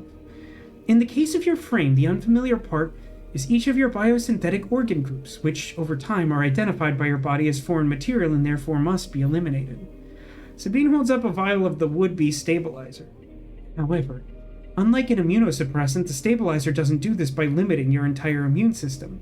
Instead, it re-encodes your biosynthetic organs with new protein chains, which act as passcodes within your immune system. The stabilizer refreshes those passcodes, keeping your frame from rejecting all its own organs. Passcodes? In very basic terms, yes. Look, what matters here is that the stabilizer should be able to encode any organic or biosynthetic matter to be accepted by your immune system. So you're saying I could increase my killing power? I glance away. At least, if the stabilizer is genuine. The only way to know for sure is to inject the vial. They begin readying the syringe. I will start with a small dose to limit the risk. Okay. Sabine cracks the glass neck of the stabilizer vial and uses a syringe to extract a fraction of the liquid. They tap the syringe and you watch as if any sign might emerge from the clear liquid. You barely feel the needle, as if. Your frame registering the initial injection, but with little response. Sensation begins to spread from the site, a fizzing, trembling wave that disperses through your arm with incredible speed. That doesn't sound great. Your vision goes white, and when it returns, Sabine appears encased in shards of sparkling light that slowly fade into darkness as you settle back against the bed. You swim in darkness, muffled noises like an argument heard from underwater, prickling waves of cold. When you sit back up, Sabine is sitting in a chair by the window facing away from you, backlit by the glow of their sleep. Awake? Yeah? The stabilizer is genuine. They sit down beside the bed. I don't know how Yatagan acquired a case of this stuff, but they did. She looks troubled, distracted. Sorry, they look troubled. You should rest some more, but they're going to have you do that somewhere else. They gesture to the door. I have other patients. Sabine nods towards the case. I'm afraid I can't offer you any more doses. You're going to need to pay for your next dose. Silence fills the room, and they return to their glowing slate. Looking around the room, it seems different somehow, as if things have been moved or shifted. I wonder how long you've been out. Sabine? Nothing comes for free, sleeper. Remember that. You manage to get to your feet and wander out into the hallway. The queue stretches down the flickering corridor. Toshiro stands impatiently by the door and fixes you with a glare as you leave. You lower your eyes as you stumble past, somehow faintly aware of the station spinning beneath you.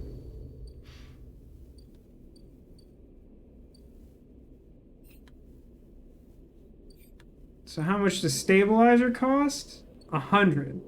Yeah, we're gonna die. We're gonna die a lot. We're gonna die often.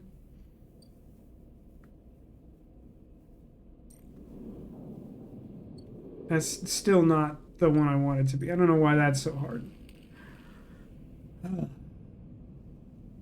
This one's also engineering. I've done fully 50% of my actions, even accounting for the fact that if I didn't explore, and I'll be honest that it makes me a little annoyed that you have to go to so much effort to find stores.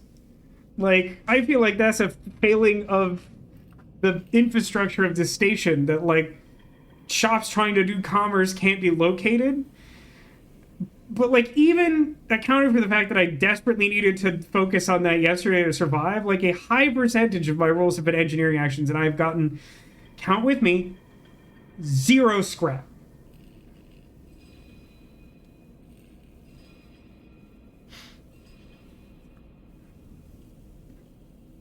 So 1 and 2 are the same, right? 1 and 2 and 3 and 4, and then 5 and 6 are distinct. Yeah, it's not great. What is the, all engineering tasks are risky? That makes, you know, some sense.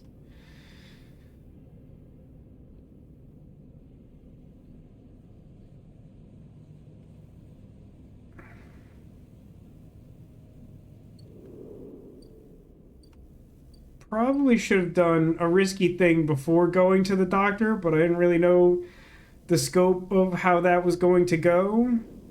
I think it's never correct. I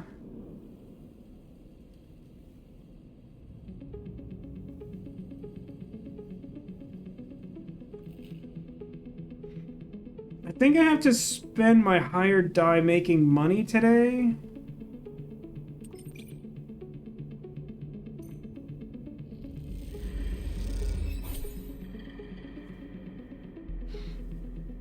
I got plus back in business, and I don't know what that means. Takes you a while to get a handle on Dragos' equipment, but before long you're precisely slicing down hull plates into neat piles. It just like feels really bad to do that. What is...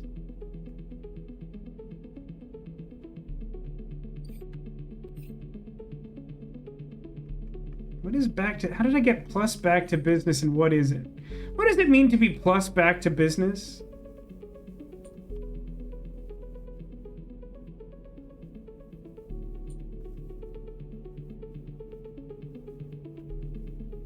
For now, I could toggle survive off. I'm gonna toggle on build a ship mind and see if that helps me understand this thing that showed up out of nowhere. So it does have to do with the Ort exchange. But it's not... I really need some scrap, man. It really kind of sucks.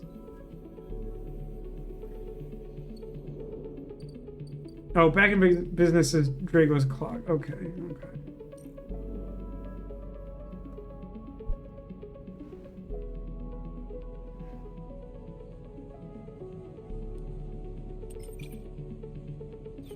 Actually... So, one is relatively useful for trying to hack something. But I'm not sure that I want to hack something because I don't really know what's going on.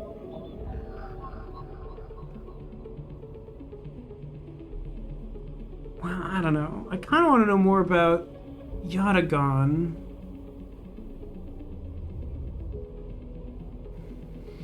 But I really don't think I can afford to do anything superfluous with my none dice and infinite dying status.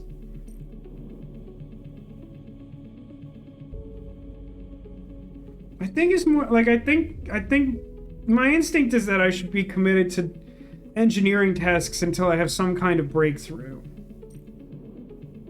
Or like...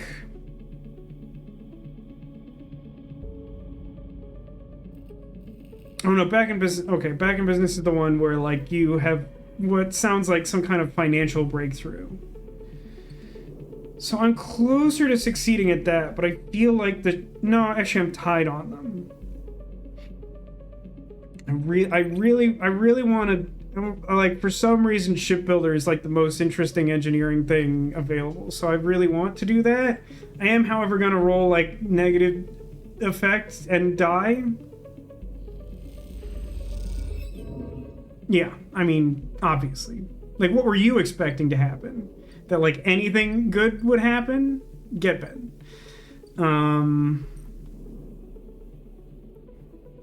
Just gonna...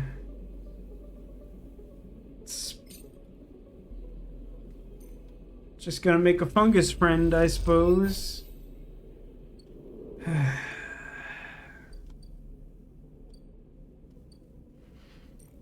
I really like the concept of this. I don't know if it's just the bad luck, but like having 2 die rolls and having one of them fail every day and you like gradually deteriorating means just like it feels like every day I'm just losing more.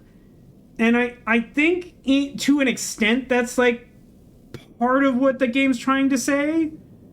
But like, it feels a little excessive at this time. Like, now that I have energy and my condition I think is good, like I'm hoping to get enough dice to like do something tomorrow. Like if tomorrow goes bad again, I'm gonna be kind of off it, to be honest. Like I don't need like a depression simulator right now.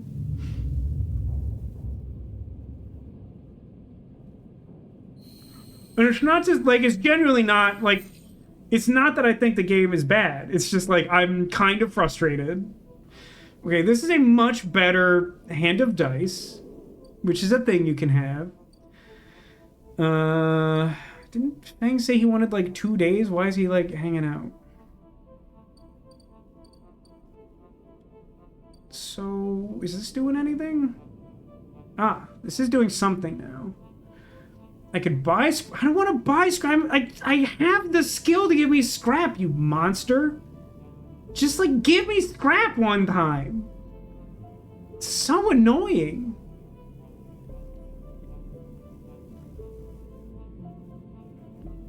Scrap allowance. Big stuff goes to the shipyard, valuable stuff to the markets. They'll let you buy a few crates, but not much more. Scrap allowance just mean that they'll, like, get you better scrap? Offloading scrap. The freighter will stay docked for as many cycles as it takes to offload its haul of scraps. Okay. This is still in progress. These are happening. Talk to Feng? Sleeper! Feng catches your attention as you approach the Haven Age building, leaning against a bay door to the side of the entrance. You approach. Easier to come in this way. Security, all that. Gives you a look. You know. He slams the button and the bay creaks open. Blinking lights in the dark behind it. You follow Feng inside. How come there's so many, like, unlit, spooky doorways on this ship? I feel like we should just have more lights. But I also feel that about new Star Trek, which, like, does not respect the like clearly established precedent that Starfleet has ships where you can see what you're doing. He slams a button, the bay creaks open. Truth be told, I don't spend much time upstairs. This is where I work. The door hisses closed behind you. The bay is filled with pieces of hardware all rigged up to generators and diagnostic slates and things you don't recognize that glow with blue screen light. There's a chorus of hums that blends into a single wave of static, filling the dark corners of the room. Feng leans over his server stack and gestures around. You like it? What is it? Taps a nearby server stack, which bleeps in response. This is my treasure trove, all dredged up from the sea of systems we call the Eye. You wouldn't believe what this place runs on. He steps over to a towering block, speckled with vents. Some of these systems are from the original station, AE-1, the one Solheim built. We've had to invent new components, repair things we never built, reverse engineer entire subsystems into existence. Residents here look up at the Eye and think that they're seeing a constant concrete reality, but this place is a system in constant flux, decaying, growing, collapsing into new configurations. He walks down between the hardware stacks and you follow. We are keeping this place alive, but also remaking it into something new, dragging it away from those corporate origins. At least that's what I'm trying to do. Turns back to face you among the flickering machines. I know you can see this too, Sleeper. All these systems and sections. You can, can't you? Yeah, so what? It makes sense, right? You're between here and there, between the people and their systems. You light this place up like a beacon, and that's what I need. You glance at the lights around you, and as you do, they seem to flicker, realign, and follow your gaze. Fang notices it too. I'm guessing being a beacon isn't always ideal when you're on the run, though. I am being tracked, but maybe I just say nope. Pass you on the shoulder. Maybe I can help with that. There's a lot of old growth in this place. Subsystems I can't see, access protocols lost to time and decay. Secrets. A lot of secrets. With your help, I can unlock this place.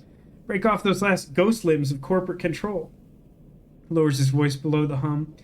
Even in Havenage, there's old growth. Those were roots traced back those whose roots trace back into those bad old days.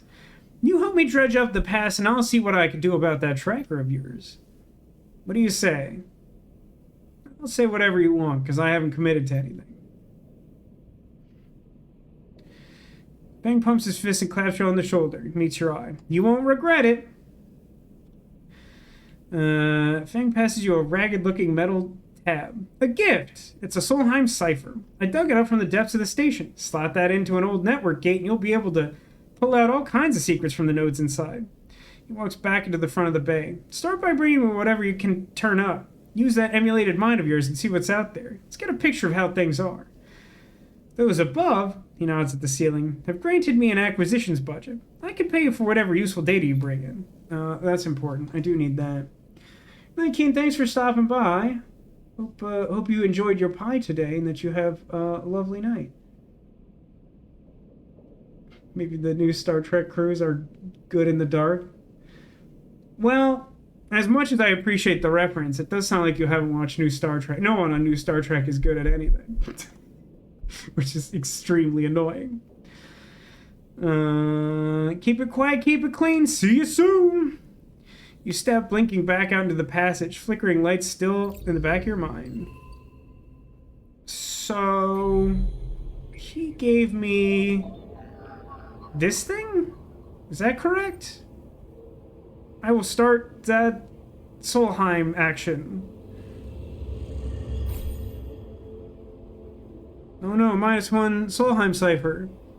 With a squawk of noise, old gate flips open, granting access. Okay, I did it.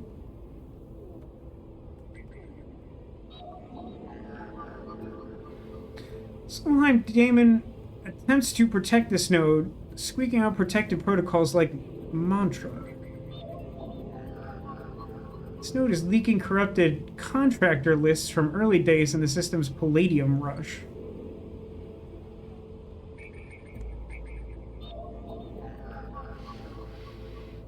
This networked storage holds corporate records, most of them corrupted by a failed systems purge.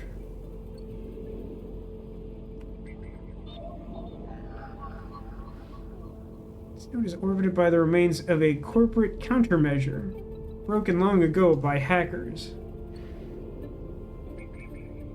Well, I feel like I should do one of these things. So what did we have any? Yeah, I could do this one. And spend my one on this, which I'm not keen to do most places in the overworld for the reason that I roll bad. I suspect that folks in the eye have just gotten kind of used to the dark. But there's always, like, lights on the peripheral of things. I don't know, it just seems like a weird way to live.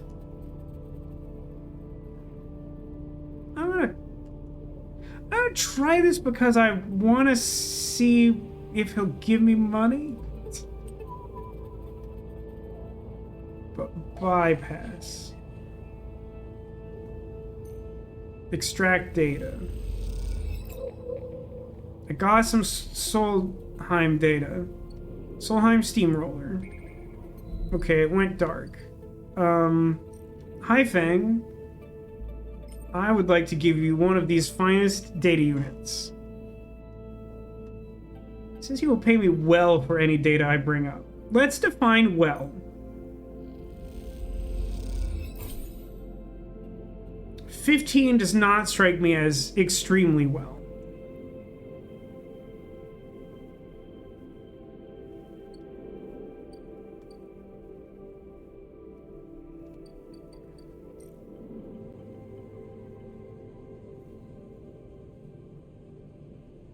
Do you think I could brute force my way to finishing this today?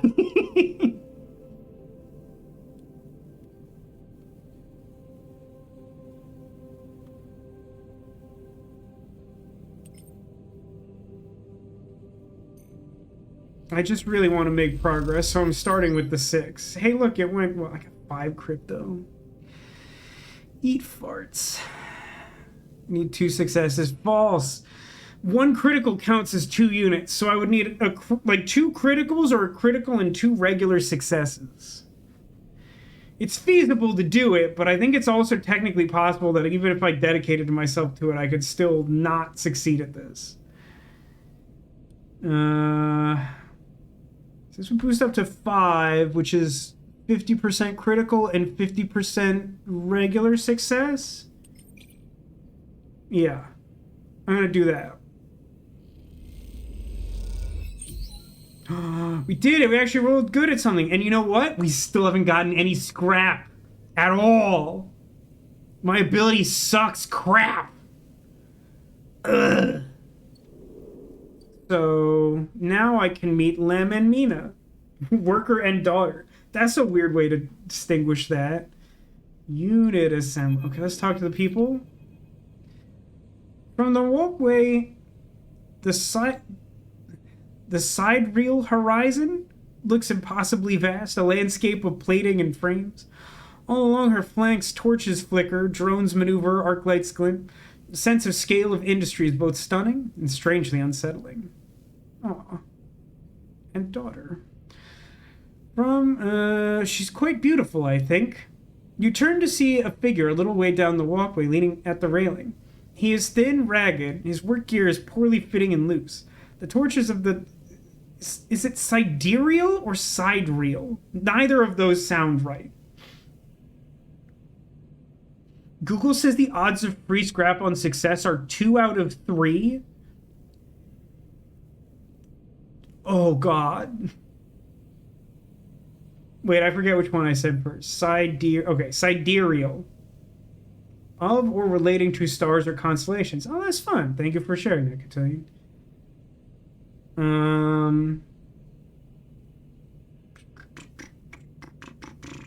Torches of sidereal horizon flicker. Lem. He leans back from the railing, revealing a child standing beside him, staring out at the ship. This is Mina, as with a smile. Hi, Mina. She stares and tucks herself behind Lem, who dutifully picks her up. She's a little slow to trust, aren't you, Mina? She buries her face in the folds of his overalls. Mina looks out from Lem's chest, a dark brown eye twinkling among the rough material. You working on her, then? He asks eagerly, gesturing. No, you know what? I think this guy gets the southern accent. One of the ones I can do consistently without straining myself. It feels very folksy and appropriate for this guy. You working on her, then? Lem asks eagerly, gesturing to the vast ship. Or just admiring? He shifts Mina's weight to his other arm. I don't know if I'm working. Admiring. Understandable. He nods, gazing back out at the sidereal horizon. You like her too, don't you, Mina? She's Mina's and my ticket out of this place. Our escape vector, so to speak. How's that? You haven't heard? Anyone who takes a Havenage contract on the sidereal horizon will be entered into a draw for the transit support crew. He smiles. We won't get to sleep through the journey, though, but a couple of decades of service will be nothing for me and Mina if it means landfall in a new world. I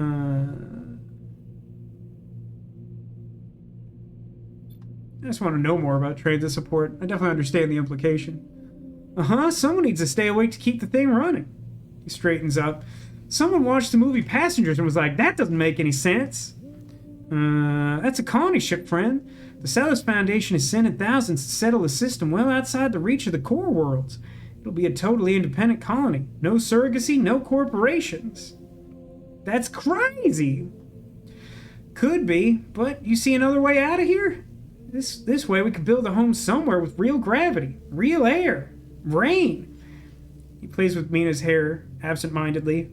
Rain, Mina? You'd love that, I think. I don't know.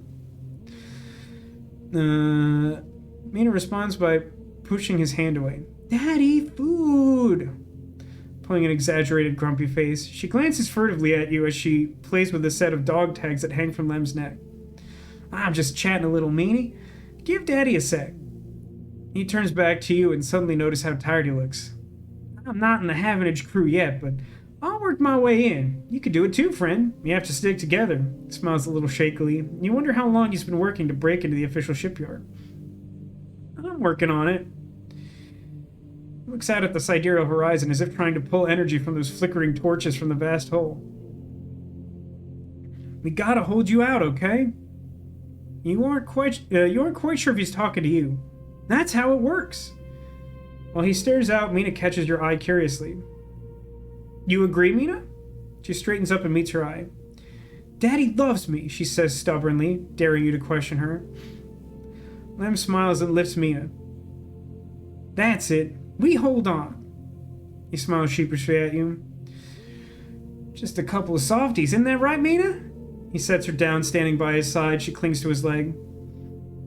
Gotta go feed this one, pats her on the back. Maybe see you on a shift, huh?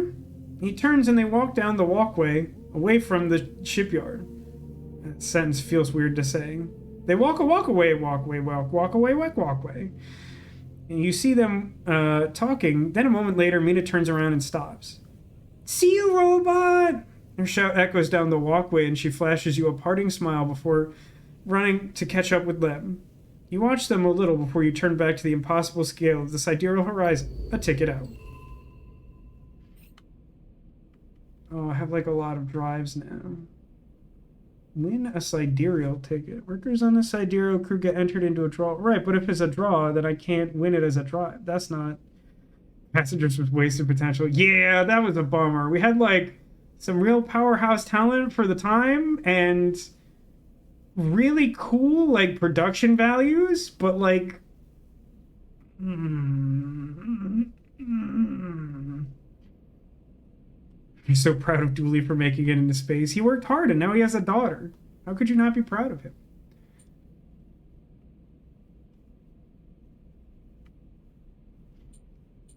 I guess I want to track that. No, I can track one at a time, huh?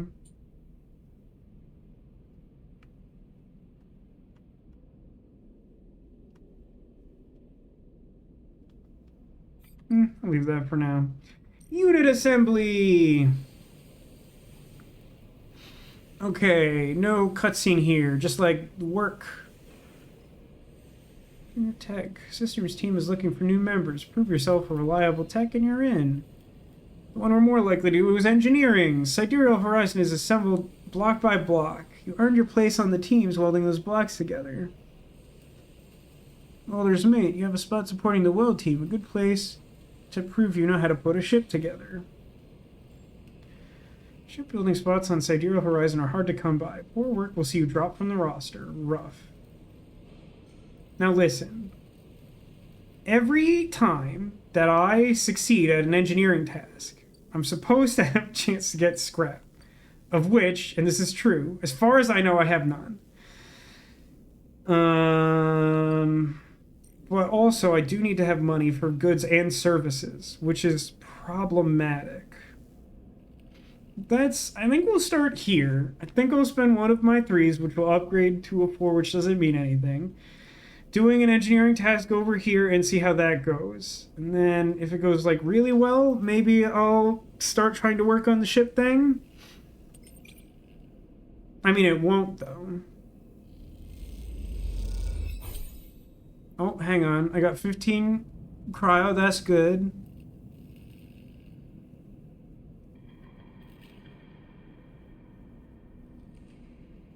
But that's a regular success. It's not a critical.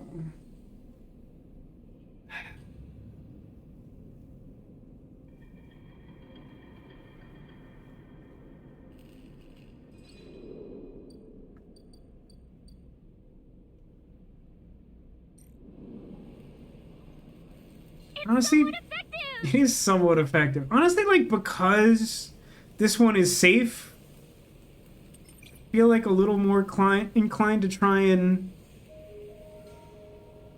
roll my sort of middling die on it. We'll see how this goes.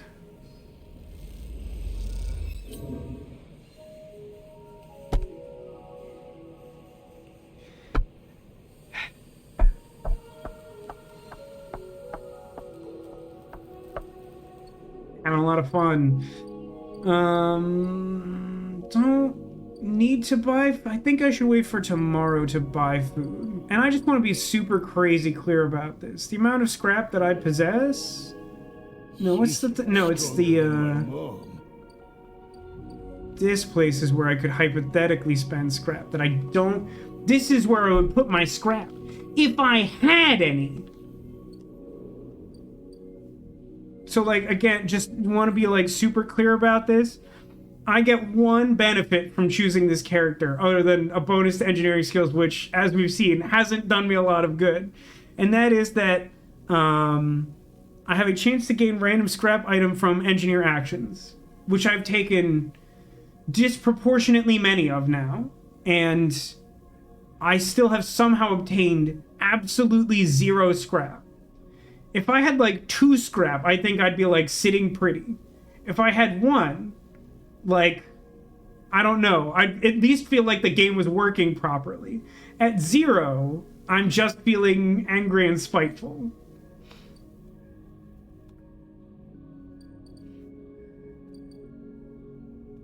Anyway, I guess it's time to go to bed and to suffer slowly to death. So, you know, like Tuesday.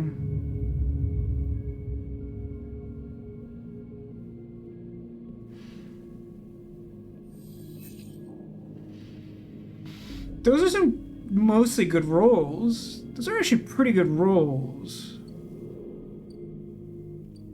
No weird thing to start the day. Oh, what's happening at the shipyard? A slate in the office advertises that Havenage are looking for informants on gang activity in the Eye. Oh, I see. So this is a place where I could...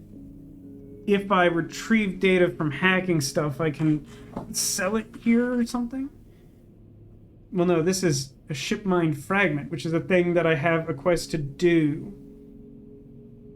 Your Espeon has been staring at my Espeon all stream. I really like the Polka dolls. They're very cute. Unfortunately, I can't get Flareon. I kind of want to get Flareon. I like my big Flareon. I have to get...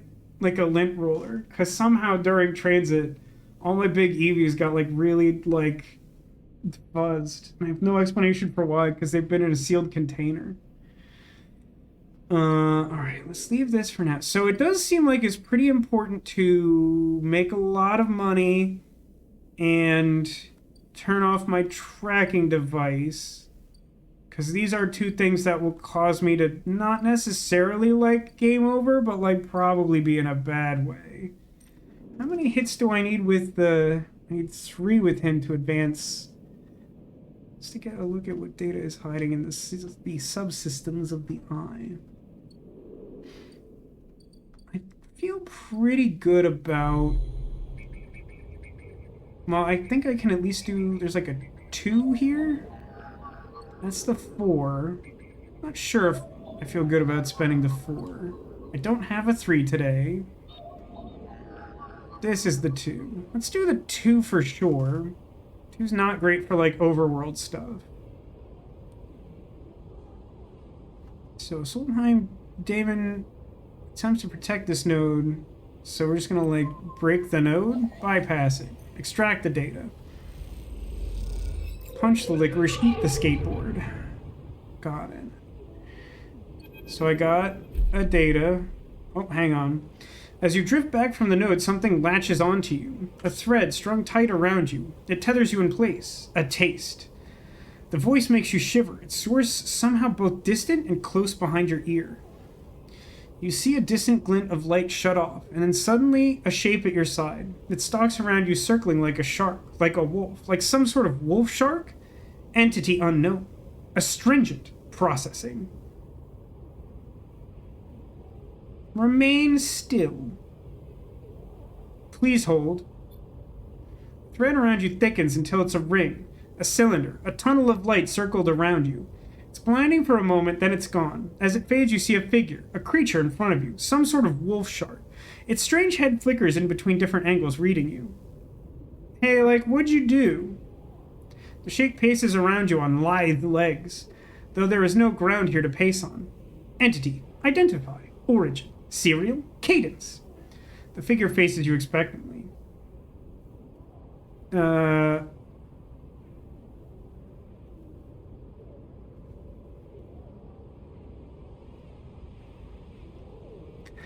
There's some part of me that wants to try and pretend like I'm just like errant data, but I'm not sure that I think that's gonna work on. God, this thing is a nightmare. Look at that. That is like a true eldritch horror. It's like a donut made of the cosmos, surrounded by the angriest spaghetti I've ever seen, and it's got that wolf body.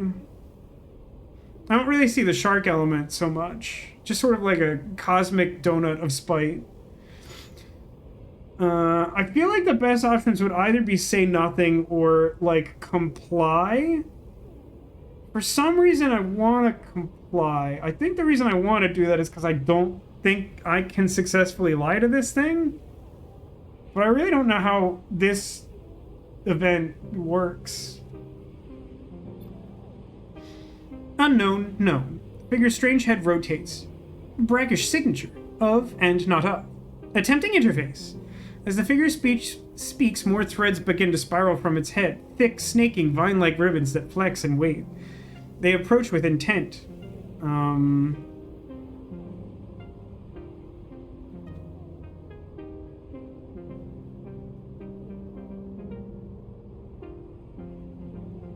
have a really hard time gauging if I think that coming across as non-threatening is sufficient to have like a positive interaction here. Cosmic Donut of Spite sounds like a rad Krispy Kreme Halloween flavor. I don't know, they've been getting lazier over the years. Although the Marshmallow Man from last year was very good.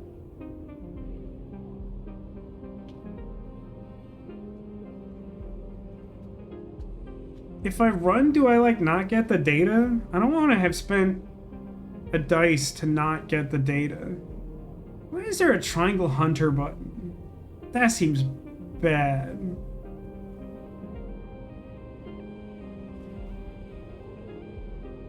Stop. The figure halts its threads, head twitching. Entity, your identity is unknown. We seek to correct illegalities. Can you confirm your legal right to sentience? I am not a number, I am a man. Incorrect, you are an entity. All at once, the hunter's head is directly in front of yours, blocking your vision. You stink of their taste, the one from the sealed dock.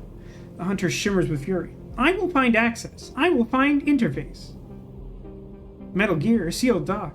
An entity hides in the rotunda. You are its puppet. The hunter extends a razor-edged thread. I will not be diverted from my task. It glows with murderous intent. Lash out with all your force. Not a physical strike, but a focusing spike of interference leaping out from the tip of a spear. The hunter stumbles, shifts, separates. Wake up. You open your eyes, blinking back to the station light, shaking with fear. Did I do it? I think that, yeah, I appear to still have a data. I wouldn't say that went very good. Hey buddy, I got you one of these. I know, it's not even your birthday. Got a cool $15 US. Wait, why do I have like a weird, slightly odder than usual amount of currency?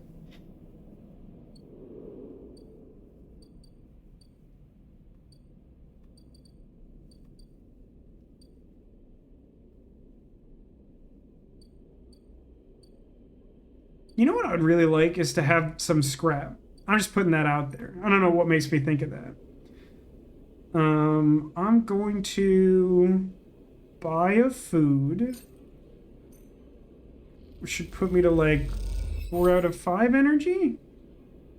And soon we'll have a fungus membership loyalty card. Did I have another one? Another data? I don't think so. I think Square shows me my inventory, and my inventory only has 72 space dollars US.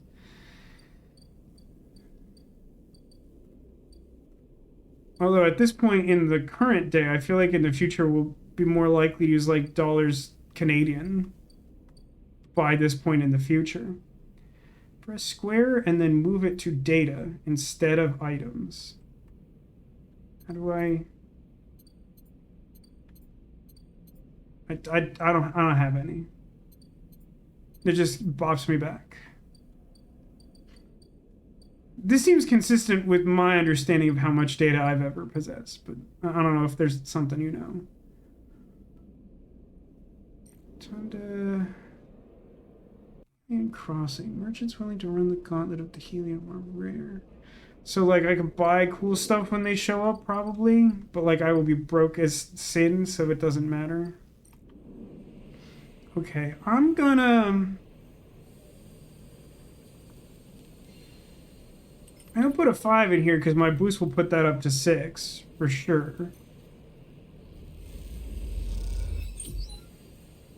So I got a weird amount of cryo from this, huh?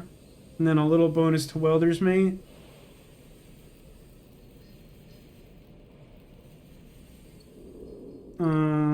I should, though.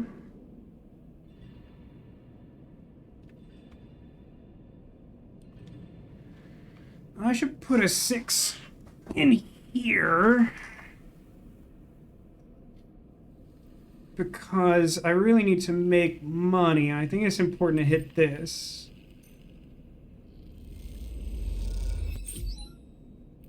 Oh, is that a scrap I see?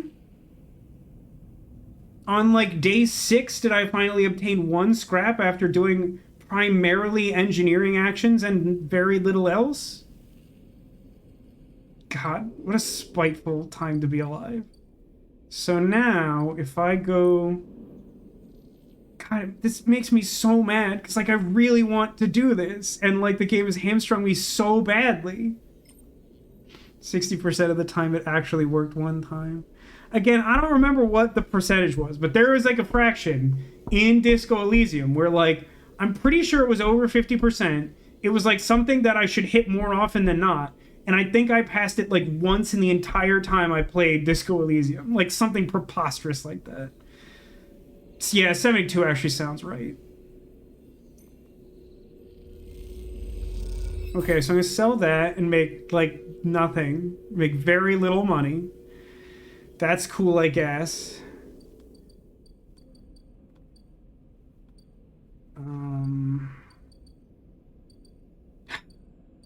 So, from here it's a little trickier. I could use this 4 to do another hacking thing, which would advance, like, the Fang plot. I could also use the 4 to do some kind of engineering task and have pretty good odds of a success. I'm being stalked, like, pretty hard, right? I think I'm gonna do that. No, I need a triangle. And is it this one that is the 4?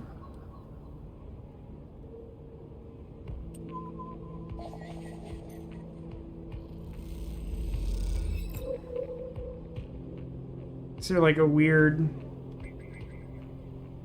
No, like extremely weird. Okay. So that progressed the hunter bar, which makes sense. I need a 3 for that.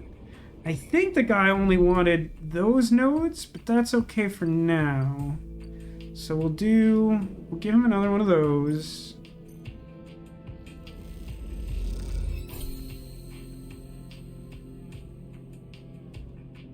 So that should advance. Yeah, we got a cutscene. As we enter the Bay, Fang is nowhere to be seen. The banks of servers and machines blink out of the dark in staccato rhythms. Unseeing eyes of the station's digital ghosts.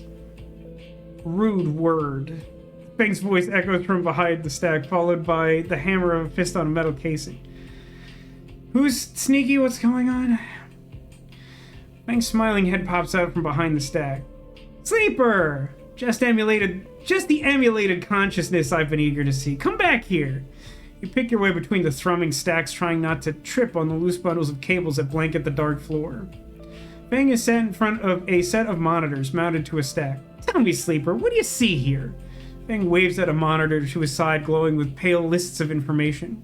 You lean in closer, looking for the links in the data. The tables seem to be filled with personal information. Names, genders, dates, ID numbers, all the markers of institutional records. People. How are the controls on PlayStation? Mostly pretty good. I'm not sure that I feel like anything would be significantly better on like PC. Like I think I would have like a similar amount of like fiddling with the controls of just like clicking the wrong place or whatever. People, yes, but whose people? Probably Solheim. Bingo. Taps at the terminal. I pulled these from the old data you brought in. All the employees of the Eye's original owners, and he has passed you and scrolls down the list. This one. This is a sneaky guy. He stabs at the screen. Name reads Hardin Hurst. Who's that? That is the thing. Drags the stool out beside him and motions for you to sit. It just so happens to be a Hardin Hurst in Havenage. He waits for your reaction. I don't know what that means. That's it, he's right here on the station now. Feng leans back in his chair. Just think about it. Decades ago, Hardin worked on this station as a... Feng leans across to look at the monitor. Senior Strategic Operations Executive? Raises an eyebrow at you. Our Hardin was keeping the money coming in for Solheim. He defined priority growth initiatives by making sure the extractors they contracted were hooked into a system that outsourced all the risk and kept the profit. Good old Hardin shuttled thousands of Palladium Rush workers into an infrastructure which meant that their cut of the work they did went straight back to Solheim. Okay, but like, so what? I grew up here, Sleeper. This is my history. I'm a child of the collapse. He turns his back to the screen, staring hard at the strings of code flickering by. Before I was born, my parents were Solheim contractors. They ate Solheim canteens, worked on Solheim ships, they breathed Solheim air, and slept in Solheim beds. His hands, his voice rises as he speaks, his hands fists on the edge of the terminal. And the work paid for that existence? The cycles of hard extraction out in the belt? Solheim took their cut. This was a company town, so to speak, and my parents were just another in the long line of freelance contractors willing to risk their lives for a shot at anything other than poverty. Disposable. This guy strategized all that, did sums, and somehow thousands and thousands of cycles later is still going, still here, crawling in the walls like some kind of snake. He survived the resolution. And how? These guys, they were big time. It's a lot of money can get you. There's a lot of money can get you if you're a company man. But how is Hardin still kicking? I don't really know. He turns to you and smiles. So we're gonna find out. Is he a sleeper? Is the answer that he's a sleeper? Hardin is now a big shot in the shipyards, just a few degrees back around the eye from here.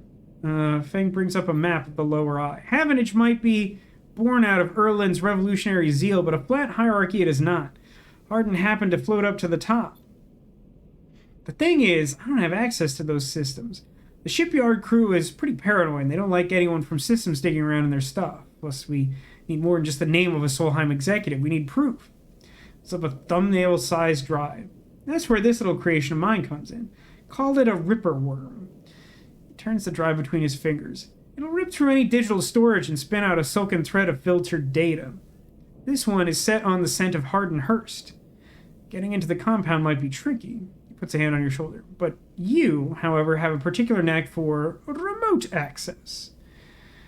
And grins. If you can extract yourself a Havenage cipher from a Havenage agent, they sometimes carry them in their data caches. You can crack open on the compound's network and slot the worm in through any open port. Never even need to go near the shipyards. What's in it for me? Rooting out a corrupt snake, not enough? Find the information and I'll start work on that tracker of yours. Yeah, I need that. Scratches his chin. Anything the worm gets, I'll send back here to me. There's something wrong here, and I aim to get to the rotten core of it. You leave Feng digging through the data among the wires and machines of the old station. As you walk out, you try to imagine the Eye as it once was. A vast machine running smooth and strong, directed by people like Hardin. A vast Solheim-built machine into which thousands poured from the surrogate systems looking for new life. Hope of a better future, engineered to line someone's pocket. It's an idea you're intimately familiar with. You think Hardin's still alive, still part of this place, and wonder if the past has ever truly passed. There's a minor glitch that happens if you use the Ripper Worm early in the plot. Save this for last. But I need to do it or I'll die. It's important.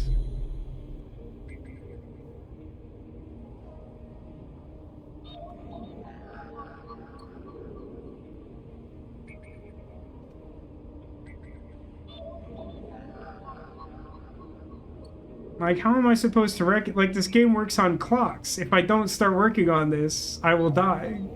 Can you please explain a counter argument to not do this last?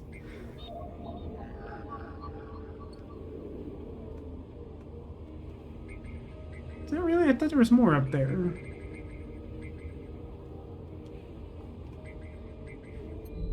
It's darn near impossible to die. I don't... Have you been watching the same stream I've been streaming? Is that a joke? Am I a joke to you, Demolition?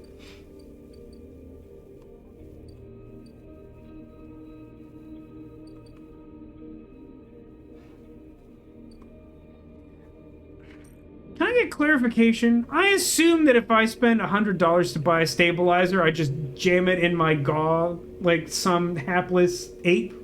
Like I just shove that right in my mouth. Like I can't save that for when I'm having a bad day.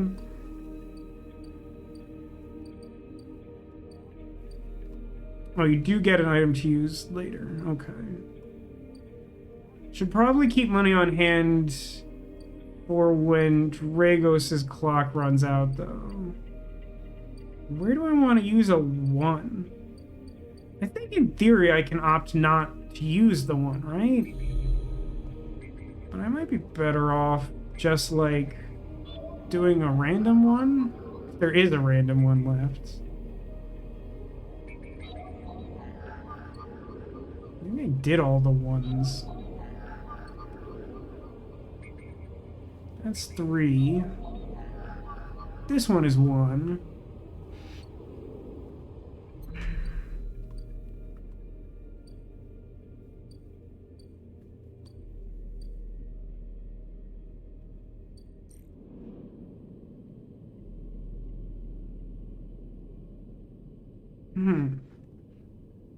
So I can't just buy scrap.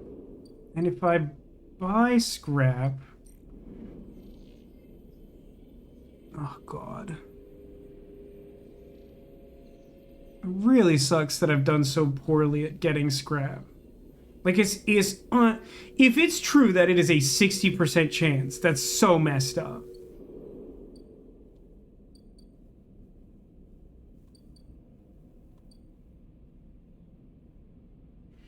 You only got 12 from selling that. No, it's not a matter of like fiscal responsibility.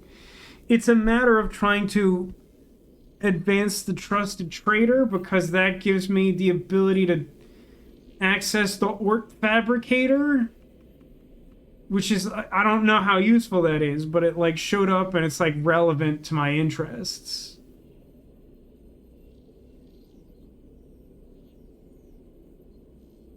Yeah, I think I want to do at least one of those today. I think I want to keep 100 in my pocket if I can, but I kind of think I want to like buy a scrap.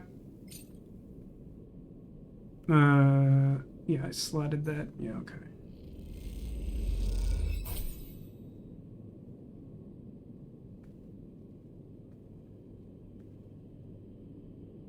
Oh, I see. There's a limit. Okay. That's what I understand. It will only ever let me buy 3 of those.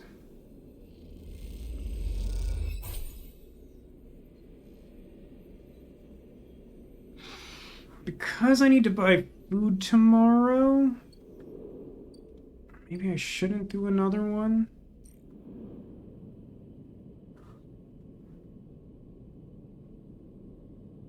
No, I'll do another one.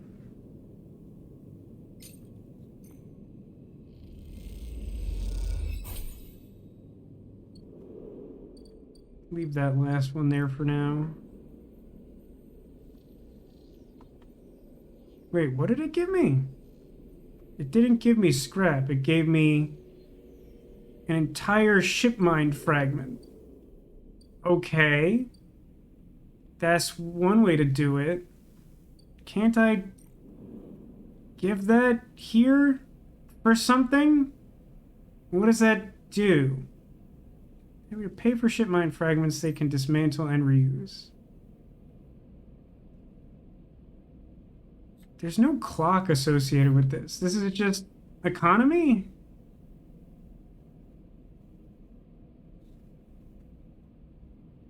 So I guess the drive to build a ship mine is to gain access to something that lets me pay for, well, to like sustain myself economically.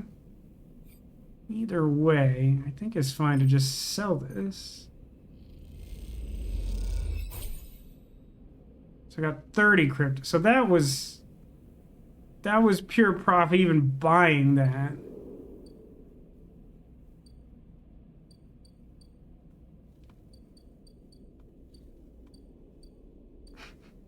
Step 3, profit. Yeah, we're on to something. I wonder if there's a benefit to either keeping this thing around longer or just like using up my scrap allowance right away. I'll do it. Who cares?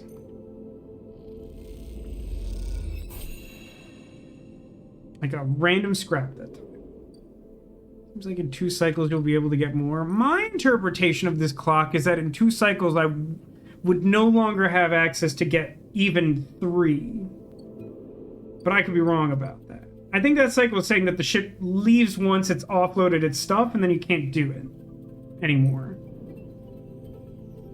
So there's like a limited time that you can like buy the stuff. My thought though was like, I wonder if like it gets better over time or something. It might come back. I'm not sure. So I'm like halfway towards Trusted Trader, which might give me access to the thing, which I could then use actions to build ship mines and sell them, which is like way more reliable than this like garbage over at the dock, or the shipyard rather.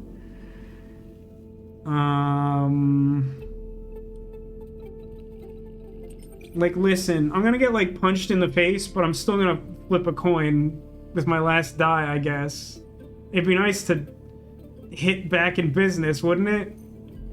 Wouldn't it be nice? Hey, look at that.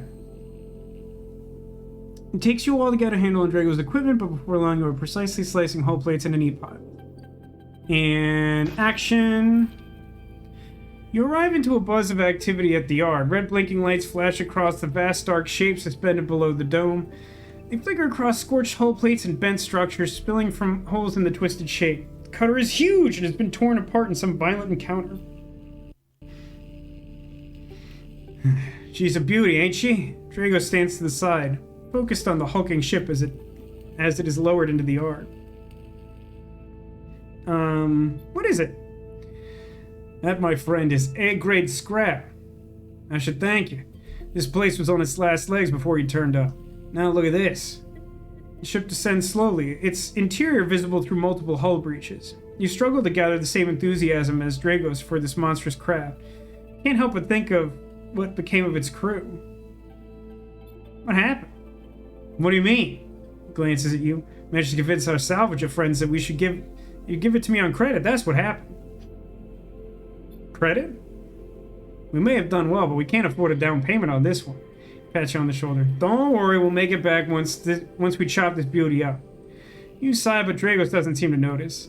Ship creaks like a calving iceberg. It reaches the base of the yard. Dragos is visibly excited. Ah, gross. I know I said you shouldn't stick around, but I'm gonna need some help with this one. Drones start to crawl over the hulk, their lights illuminating flashes of the dented hull. Watching, you wonder if you arrived in a similar fashion, locked inside that container, the wreck of the S&ARP freighter lowered into the yard like the corpse ready to be butchered. Or was the container delivered to Dragos on its own, a womb for your rebirth into this strange station? You shudder. Perhaps you could learn something about this ship. You might be able to trace the path that led you to this yard. It was a milkshake. I believe we discussed this. Dragos squeezes your shoulder. After these past cycles, I think we're up to it. What do you think? You see the fading name of the ship emblazoned on its side. Winter Light.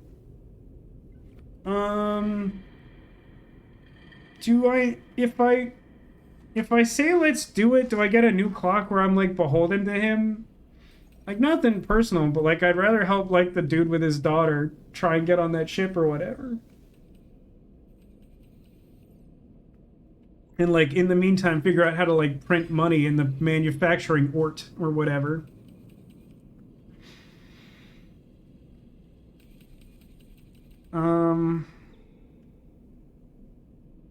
Telltale Ellipse.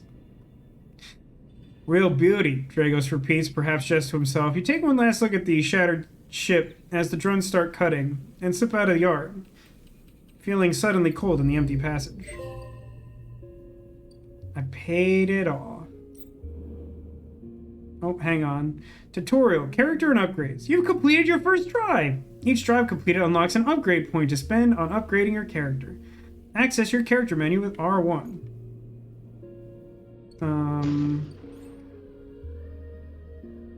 I have one upgrade point. With one upgrade point, I can only get something from the left column. That's kind of interesting. I wonder if I'm better off. It would be like self-repair sounds pretty good. I don't know if it's actually as good as it sounds. But like assuming that at some point in my life I start like getting scrap and like not just rolling 0 on a d6 all the time. Like not having to spend like $100 on medical goo sounds pretty good. Transfer intercept. Chance to gain cryo on interface actions. You can recover energy, so you can like not eat with photosynthetic skin. Hard to kill. Keep 2 dice even when condition is breaking. I mean, sounds good. Oh man, instant karma. Reroll all of your dice once per cycle. But like you could use your good dice first is probably how that works. That sounds cool. To it. Display potential positive and negative outcomes. Oh, that kind of that sounds nice. Yeah, I'm not super big into photosynthetic skin. Like that doesn't sound amazing. Like I'm really like engineer and intuit are the ones that feel really appealing.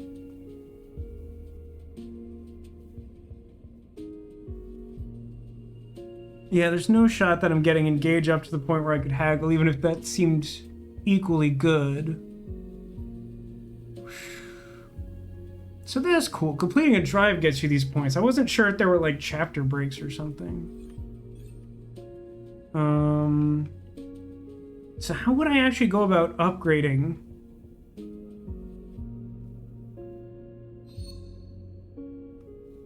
Oh wait, I could do this? Oh, the +2. No, wait. Why does it say 2 upgrade points in that bar? I can't do this, right? Self-repair? Okay. I have interpreted that correctly. I feel like, as much as I would love to just, like, dunk into, like, a stage 2 by, like, saving up, I feel like I'm better off, like, having more options. So I kind of want to go, like, Intuit to have, like, another bonus to, like, be a little more well-rounded. And then maybe I save for the next one after that.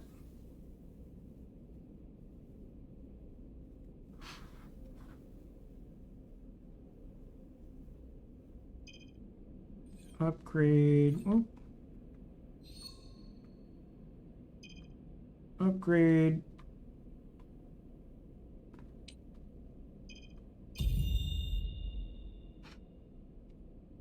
I kind of hate, it's like a small thing, but like when the like coloration or the highlight of like 2 options in like a binary like video game checkbox have like equal weight to them and I like can't tell which one is like confirm or deny is like, what are we doing here? Yeah, just some kind of like silhouette thing. Yeah, it's true. I'm reasonably close to being on top of the body, huh? I gotta tell you, I'm not motivated to do that, but I appreciate the sentiment nonetheless. So I have not paid attention to what Intuit options exist. Oh, cool. I have my predictive reasoning active. This feels good, though. I like being able to do that. That feels like the sort of thing I would want to do, and it makes me happy to have it.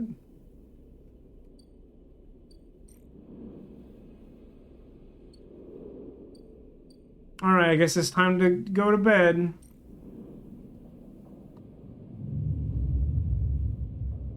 Yeah, predictive reasoning does seem good.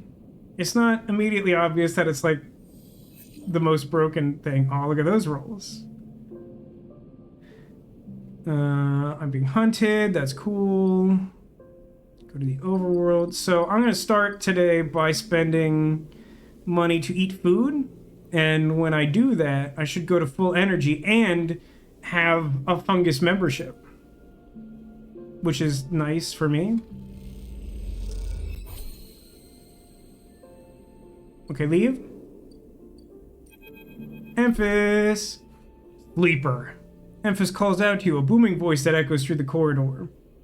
Tell me a story. He throws a handful of chopped mushrooms into his wall. I kind of thought he was just going to, like, scatter chopped mushrooms at us. I see you cycle in, cycle out, but we never speak. Tell me a story. What kind of story? Any kind of story. He pauses to drizzle something from a plastic bottle in the water. I really like the way they describe him doing his work. Because, like, it gives the sense that he definitely knows what he's doing, but, like, because the perspective of our character, like, doesn't really know what he's doing, it just kind of sounds like he's doing sorcery. He's just like, he pours some goo in it, that's probably fine. Tell me one of your stories. Nothing stolen. You pause, the spice is rich in your nostrils, and think about the kind of story you'd like to tell him. You look at Emphas, the listener, and imagine he's heard it all before. Perhaps he would enjoy a strange story. Something with some spice. No, it's true. I actually do really appreciate, even though it's a little abstract for me at times when it's like talking about like waking up in the skeletal ring and some of that stuff. The writing in this is really good. I meant to make a comment on it before, but I think I got mad about having no scrap instead, which I think, fair. He doesn't want a stolen story. Telling a ghost story sounds cool, but I don't know if I would just, like, make that up. So, like, at the risk of, like, pissing off my fungus friend, I think I'll just tell him about my dreams. Tell him a spicy story. That should be an option. Tell him, like, a raunchy story. All the sleepers, you tell Emphas, had dreams. Some were simple. Memories left over from the emulation process that had become tangled up in their minds and would come out when they slept. It wasn't rare to hear a sleeper in the dorm scream or cry in the night. But your dreams, those gray, skeletal after-images of systems and structures, of threads and patterns, weren't like the others. They weren't memories or nightmares. They were reflections of reality. Distorted, yes, but somehow true. You learned back then to keep quiet about them, to let them flow through your mind like water. Until now, when you arrived at the station. Now your dreams colonize your waking life. They slip behind your eyelids with every blink. And now you understand they aren't dreams at all, but some process of interfacing, speaking, living in another world that flows through this one, like smoke through air. You tell them that you do not know if there is a reason for your dreams. Perhaps, you reason, it is just some side effect or particular quality of the frame you inhabit. But whatever it is, it's a gift, and you hope to make use of it. Emphas finishes cooking and squints a little at you. Sleeper, you're quite the storyteller. He eyes you, and you realize he's trying to gauge how honest you've been in your story. Emphas passes you the meal he has cooked, and you take it gratefully. As you eat, he talks. A natural exchange. Thank you, Sleeper. He looks around the emptying market. But my time is done for today, and I do not want to keep you any longer. So I will make a proposal. Will you marry me? It's so sudden, but he did buy me dinner first. He gestures to the plastic boxes of ingredients stacked behind his stall. These are good enough for most, but someone told me a story that made me think a couple cycles ago. They said, across the gap in the greenway, fresh mushrooms grow. Have you heard this? I have not heard this. Neither had I, but I trust the one who told me. Emphas begins packing up his things. Can you bring me some? I cannot cross the gap, and I worry about leaving my things behind. I am sure a storyteller like you could handle the trip. I will prepare them for you, and if you wish to tell it, be the audience for another story. Agreed, to the death. Good! Then I shall await for you to bring them. Memphis slides his walk away and straightens up. I will prepare a recipe then, sleeper. Good luck with your foraging. You turn away and walk back to the main market, the rich taste of Emphasis food still lingering in your mouth. Stories for food, you think. Trade that seems more than fair. There is something just nice about Emphis. I like Emphis. So there's no clock anymore, but I can do... Ooh, hang on. Emphis wants to make his old recipe. He'll need 3 handfuls of griot caps. So, just out of curiosity... can I toggle tracking on this? Where do I have to go to get that business? Do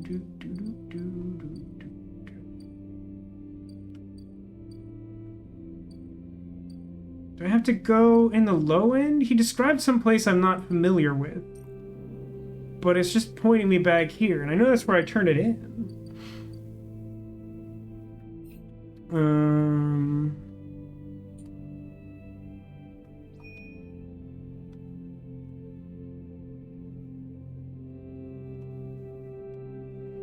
Oh, interesting. It looks like the clock on the scrap ship didn't advance. I wonder why that is. Extract the past. Didn't I already do extract the past? Oh no, now it's on the next thing. Hack the Habitage guy. Get to Memphis, study the winter night. Oh, I can advance the survive drive by buying a vial of stabilizer, huh? Let me do...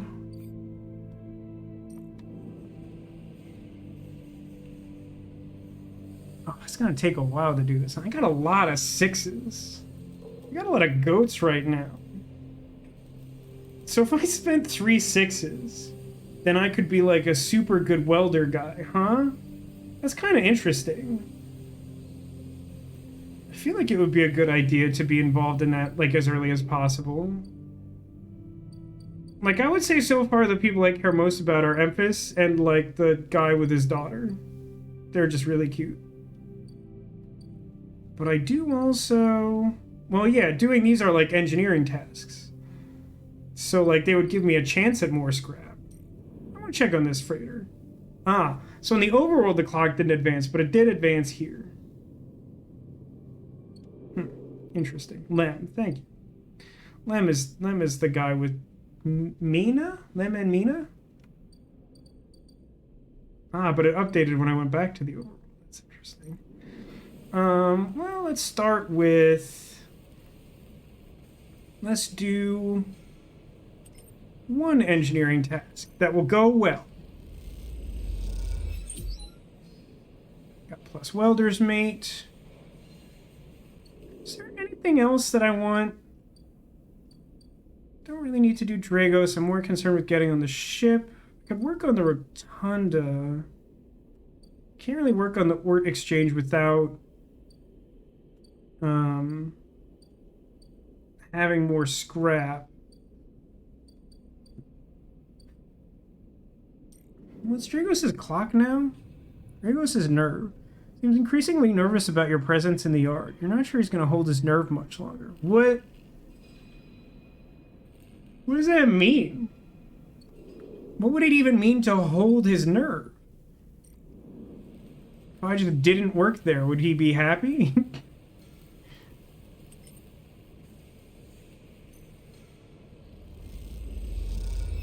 I gotta get in on this ship.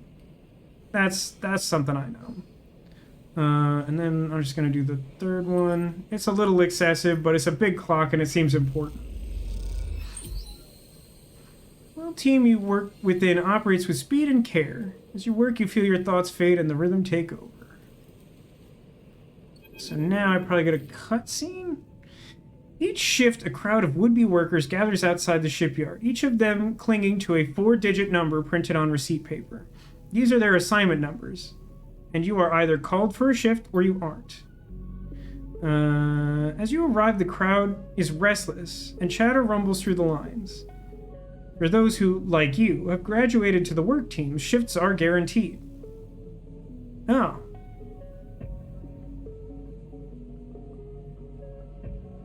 That was not the impression I got. When you just walked out of a meeting with a supervisor where you were praised for your efforts, you feel the glow of a job well done. Yet you can't help but feel empathy for those huddled as you pass, waiting for their number to come up. You keep your head down as you leave the shipyard, feeling a little guilty. Hey, sleeper, wait up! Lem's voice trembles as he shouts above the rumble of the crowd, and you turn to see him pushing through, Mina crying in his arms. Lem, good to see you, friend. He's breathing hard after shouldering through the waiting workers. You made the work team! Good for you! He tries to catch his breath, stroking Mina's hair as he does. Shh, baby, give me a second here. He smiles weakly as he comforts her, and her cries start to fade. Out of the crowd, he sets Mina down by his side, shiny streaks down both their cheeks. As he does, you see she is clutching an assignment number on a crumpled piece of paper. Is Mina okay? She's good. We just had to rush up here. Puts his hand on her shoulder and she clings to his side. Esther, who usually takes her, is sick. I don't know. A noise sounds from the entrance, a klaxon, followed by a list of numbers glowing brightly on a display screen. The crowd responds instantly, pushing and pulling as people try to wade through the entry checkpoint. Lem stops and turns back towards the crowd, then glances down at the crumpled paper. That's my number. Oh, crap. Mina! He starts patting the pockets of his gear and glancing around. I'll watch her. He blinks a little, staring. Thank you, I'll... Crouches to Mina. You're gonna stay with our friend here, okay? They're gonna keep you safe and... He stands back up. Here, take her bag. He shoves it into your hands. She's got food, I gotta go. He backs away into the crowd. Mina, I'll be back real soon, okay? Be good. Then Lem disappears into the roiling crowd, who are now trying to get into the shipyard before it locks down. Oh, it's just Mina now. Oh, and she's got a little bunny. Listen, I've only just been charged with Mina's safety, but if anything even tries to get close to her with dangerous intent, I will destroy this entire space station before letting them harm her. You ever have that kind of flow state? I don't know, it's hard to evaluate, because when you're in it, you don't think of it, right? Mina stands staring, suddenly small without Lem at her side. She fixes you with a dark-eyed look you can't quite read. Hi, Mina. She holds the stare unmoving. The two parallel tear tracks still glint on her cheeks. You okay, Mina? She sniffs and looks down. Check the bag. You unlatch the top of the bag and see a few metal containers fashioned from scrap components. A battered slate sits on top, blinking low battery warning, and tucked beside it is a ragged rabbit hand-sewn. Give her the rabbit. You pull the rabbit out of the bag, its long limbs waggling as you do. Mina goes to jump and grab it, but holds herself back. She stands and hugs herself, eyes on the rabbit. What's their name? Mina turns away and looks at the entrance to the shipyard. This isn't going well. Give her the rabbit. You hold the rabbit out, and Mina snatches it from your hand. She hugs it tightly without looking away from you. Bun-Bun, she says, staring you down, ferocious despite her size. Hi, Bun-Bun. You move a little closer as you speak, closing the gap. He doesn't speak, she says. She looks at you suspiciously, but her face softens a little. She waggles Bun-Bun in front of you and then walks him up your arm and onto your shoulder where he sits. Oh my god. Oh my god. She pokes your arm a couple times. You really a robot? I am. So cool! Mina has more questions. Lots of questions. Questions about how you breathe or if you rust.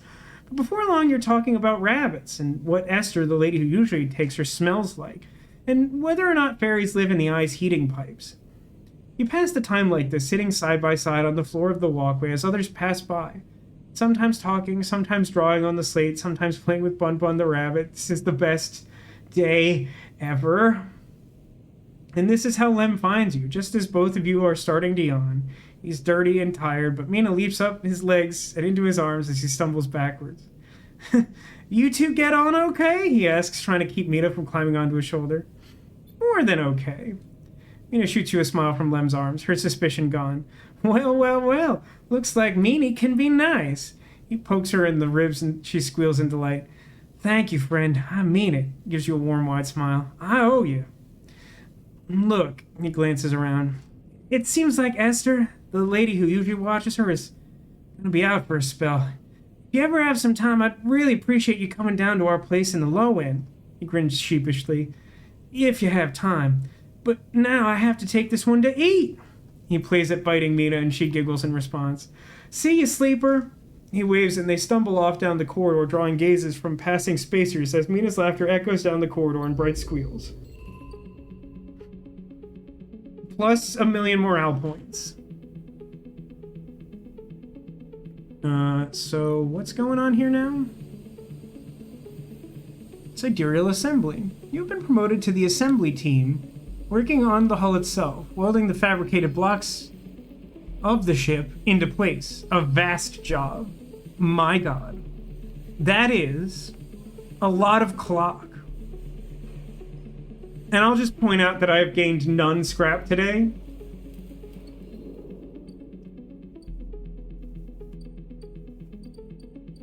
So...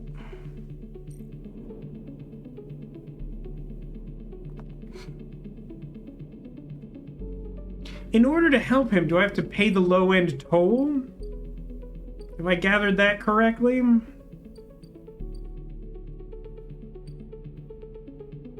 Honestly, I think I should just work on that enormous clock. I have no idea how many, like, in-game days there are before I get eaten by a space pirate. I mean, I guess the answer is, like, 5. No, 4.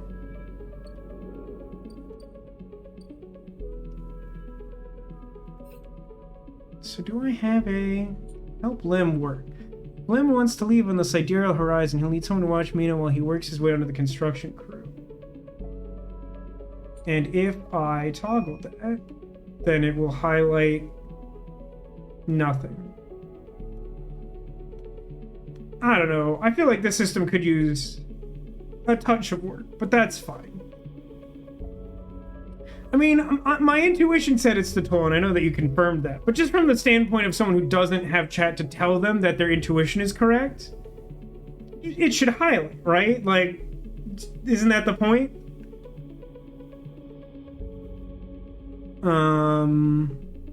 So let's do this. Let me start by paying the toll, which I think may also gain me access to where I can get the mushrooms, but I'm not sure about that. And access unlocked. So now I can go to their unit.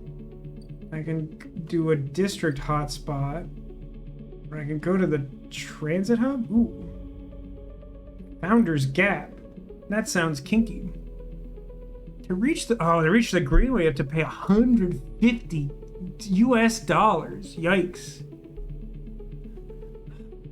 Man, if I could just get some scrap so that I could, like, actually make money at the forge. Although I bet that takes, like, a ton of action. But you get, like, $30 per action, which is, like, better than mostly anything I've seen. I'm gonna do... I think what I should do is, like, at least spend my 4 here.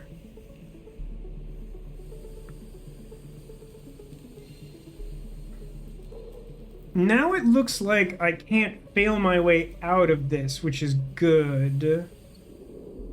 But,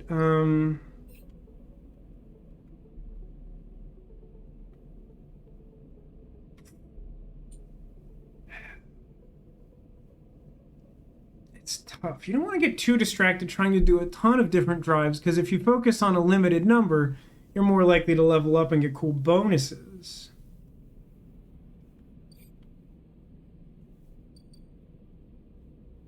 You can easily push yourself into a corner if you push too hard. That doesn't make a lot of sense.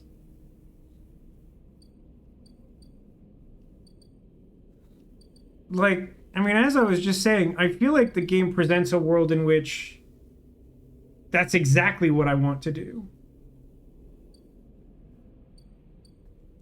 Oh, I see. You're saying Right, it's up from risky.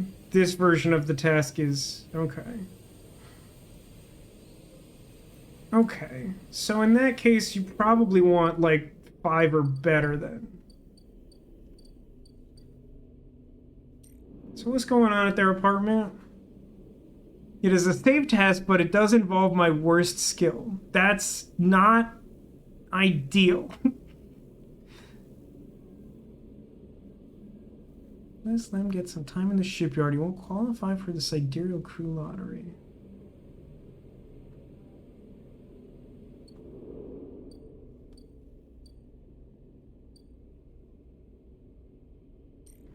What's going on in low end? Oh, I can do some gambling. Hold on. Block maintenance. Maintained by residents, the ramshackle blocks are always in need of repairs. Helping out is a good way to make friends. Oh, that's interesting. No one knows you in the low end. You'll need to change that if you want to access low end's residents and facilities.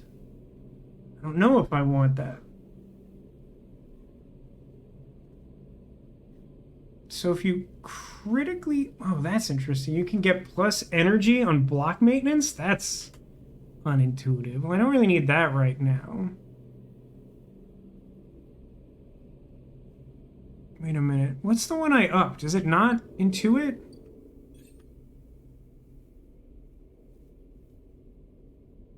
Oh. That only gave me the bonus. It didn't give me the +1. I didn't notice that. So wait, then... Oh. Oh, so wait. Shouldn't that have let me spend 1 point to do self-repair? If it... Oh, no, I see. The 3 points is the +2 modifier. Okay. This is a reasonable graphic, but, like, I do feel like it could be a little bit clearer. I don't know exactly how I would change it, but, like... I don't know, I guess I have some preconceived notions on, like, how I expect the skill tree to work that make it a little murkier. What's going on with the spoke? I can become a spoke climber.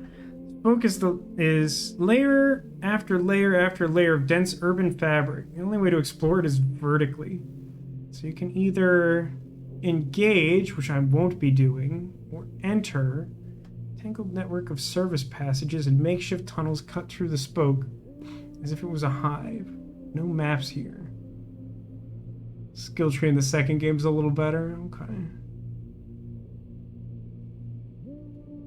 The thing is, like, I don't currently have any reason to care about this. And this is only, like, a pay thing. When will you commit a crime and steal a map? But there's no maps there.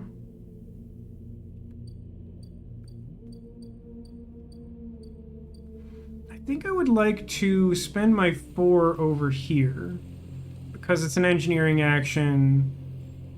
And it should give me money and like work on this big task. Cool. Critical success. No scrap, obviously. Just want you to be aware that no scrap.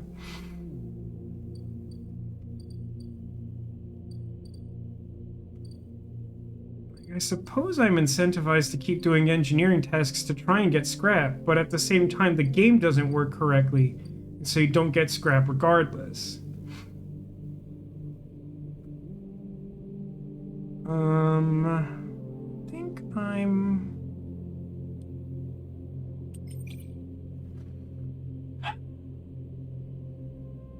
Because the reward for this is plus energy, it's not that great for me, but it's an engineering task and it makes progress towards something that helps in Lem's zone? Yeah, I don't know what to do about babysitting Mina. Looks like it could be a problem for me. Oh no, if I do bad because it's safe, it's just less success? That makes sense.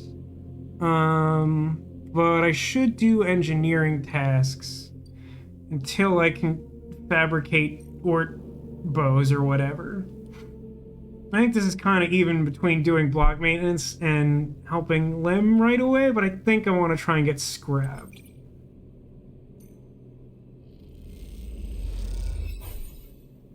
Okay, cool. That was an okay outcome.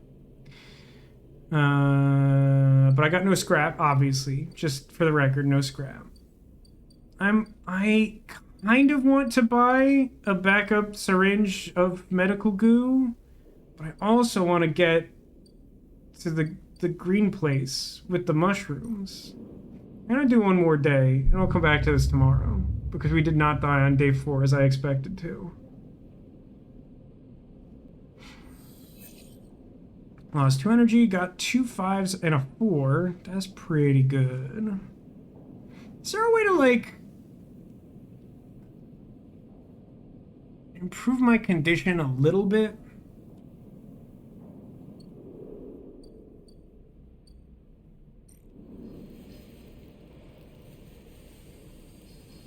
I do get money from doing that. Hey, wait, shouldn't this ship be gone now?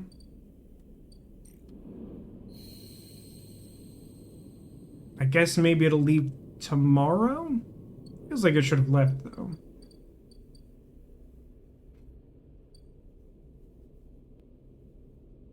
I'm probably gonna spend my 2 on this. But let me do... I think I'm gonna spend my 5s working on the hull. Maybe get some scrap one time.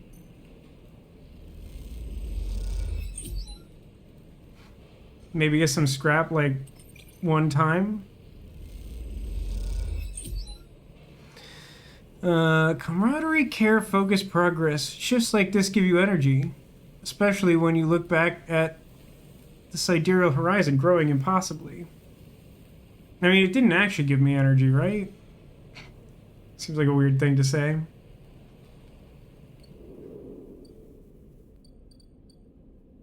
I think it seems like it would be reasonable to spend my 4 there, but I was really hoping to get some scrap and then sell it, and then like maybe have enough to go to the green place.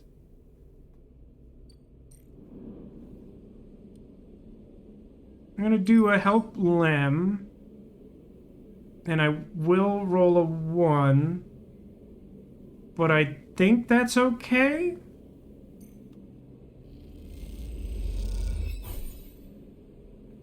Oh, I actually got energy from that.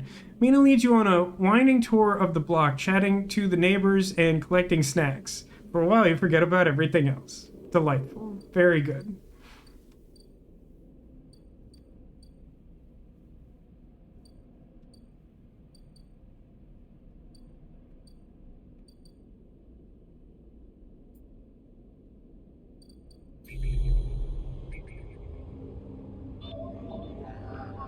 Oh, 3 is the one I still need.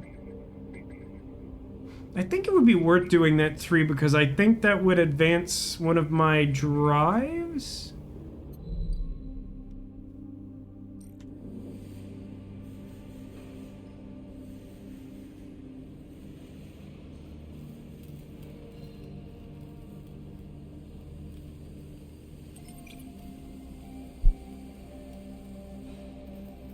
This should be fine.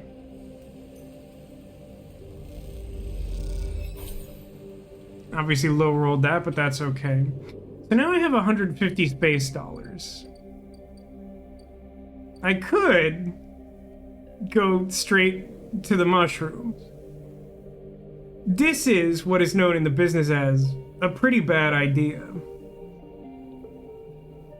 But I have 2 friends in this world, and one of them needs mushrooms.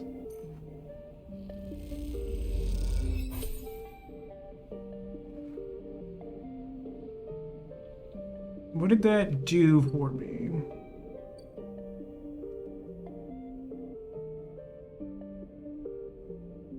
What did that do? Oh, okay. It was showing that I needed to like pay the fee again. I'm like, that was for one trip and I didn't get any items? But I think that was just like a, I don't know if that's outright a bug or just like not working the way I expected. Take the ferry to the Greenway. Do that, please. As you step out into the passageway, someone barrels into you from behind, sending you stumbling down the corridor. It's Esh, a stubborn XPR spacer. XXPR. You turn to see an unfamiliar spacer laden with heavy gear. She steadies herself, staring you down, as if daring you to respond.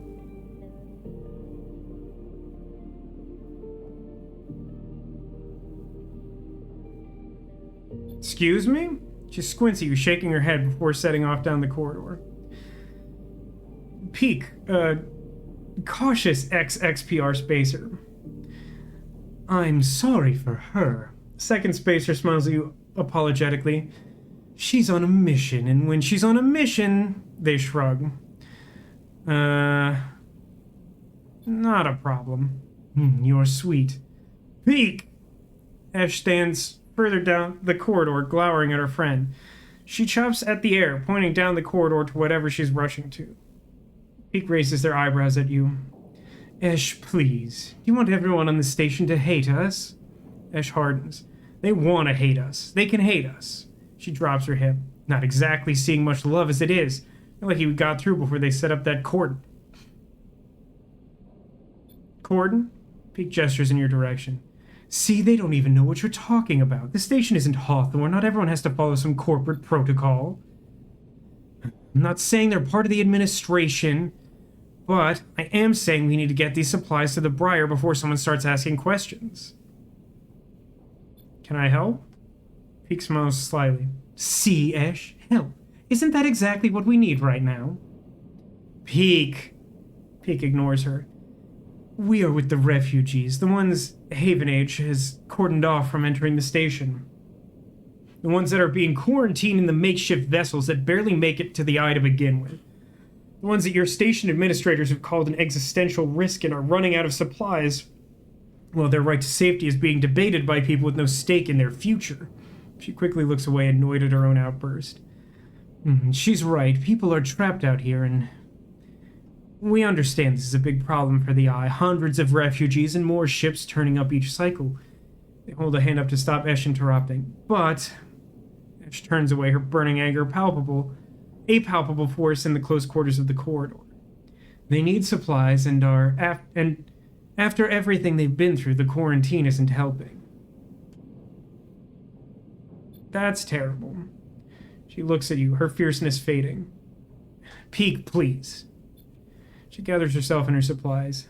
Ash, we need help. Just like the refugees needed us, we need others too.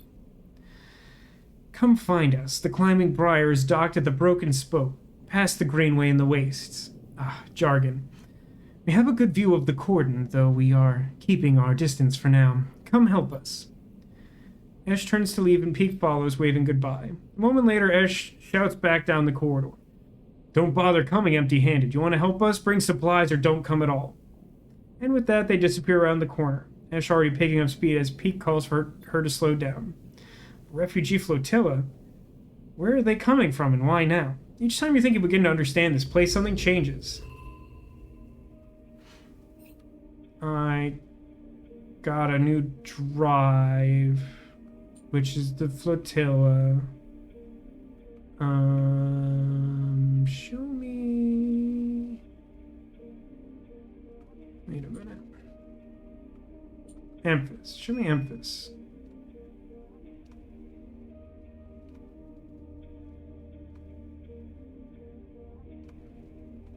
This flashing thing is that these are new, right? And not that they're all somehow involved with that quest. That's the Greenway. I want to go to the Greenway. Dang it, this also takes an action. Which on some level I knew, but I'm still mad about it. Rather than simply thrash through the undergrowth, you might sketch a map of this overgrown jungle to try and better navigate its hazards. Or dangerously endure. The simplest way to explore the Greenway is to simply pick a path set off into its twisting chambers and passages. This carries obvious risks. So I'll have to map this a bunch of times to get mushrooms for my husband. Haifa commune. It's another place to make friends. Oh, look at that. If you work the grow beds, you can, like, become a Hyper Haifa member. The grow beds are at the heart of the commune, feeding the members and fueling their lab work. You're invited to assist in maintaining them. Or you could work the canteen. Newcomers to the commune can work within the canteen, preparing and serving food for those that make the compound their home. Obviously, that's at a -1 and not great. Oh, gather scrap. Out here at the edge of the habitable parts of the eye, everything is scrap. The trick is finding components that are still usable and safe. Literally can't do this without a skill upgrade. Also, dangerous and bad. Cool. And climbing the briar? Welcome to Episode Flux. Episode Flux is the first of 3 episodic updates to Citizen Sleeper, telling the story of the refugee flotilla which has arrived at the Eye. All 3 episodes, Flux, Refugee, and Purge, are now available. Completing the supplied Greels action will begin the episode, but be aware that it is intended for late gameplay. Okay, well, I'm not definitely doing that now. And nothing at the very end. So it's not highlighting the greenway because I don't specifically have an action to get Greel caps there, or is it the case that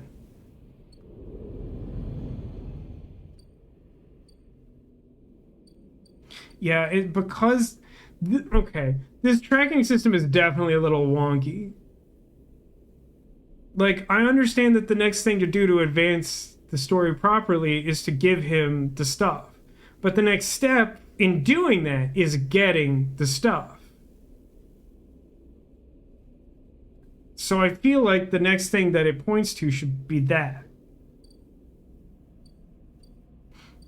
Looks like a new thing is going to show up. That the trade ship?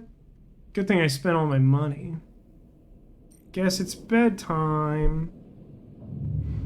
It's just interesting because, like, that's the sort of nonsense I'd expect from a game that doesn't have a tracking system at all. It's just like, figure it out. Okay, 2 days away from retirement. Got some good dice rolls. Let's see. So what's going on over here? Haggling requires upgraded skill. You can also buy a shipmine fragment for 60 crypto. Now, why would I want that? I don't understand why I would want that. Because I can sell them for 30. I guess maybe, like, there's some reason I would actually need them. Hey, you know what would be really nice? And I know I'm, like, out on a limb with this. Is if my character had some kind of passive way to acquire scrap. So that I could have, like, an additional minor source of income that also helps me advance a quest line that I would like to do.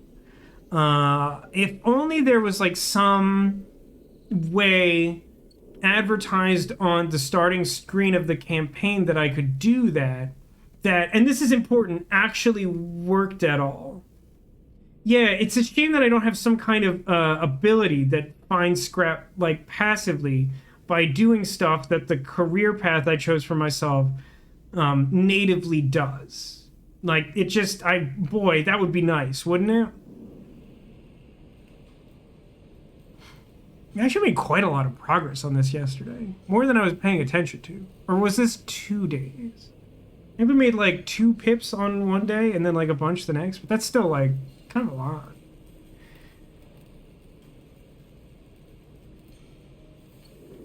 I don't know what to do with these rolls. I mean, maybe it would be a good idea to spend some of the 6s on the greenway. Although, relevantly, Two. So if I got like 3 critical successes here, then I could just like have access to the greenway. It's kind of interesting.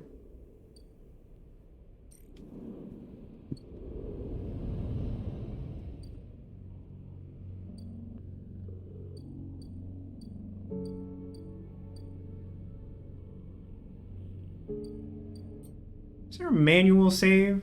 Ah, time since last autosave, 13 seconds. I think that'll do. Looking it up, it appears to be 20%. I mean, that seems more realistic, but I still feel like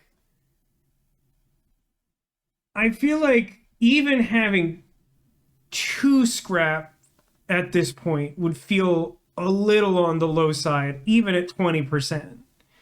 Having achieved 1 after doing how many engineering actions have we actually done? It's like it's genuinely kind of a lot. Like we probably did like 5 or 6 with Dragos. We probably did like 4 or maybe 5 initially with like the shipyard. Then we did like another like 4 getting onto the welding crew, and then we've done like 4 since then. So that's like 17 like minimum, and that's like assuming I'm not like forgetting anything. So like I should have like at least 3 by like raw averages. So like yeah, that's pretty bad.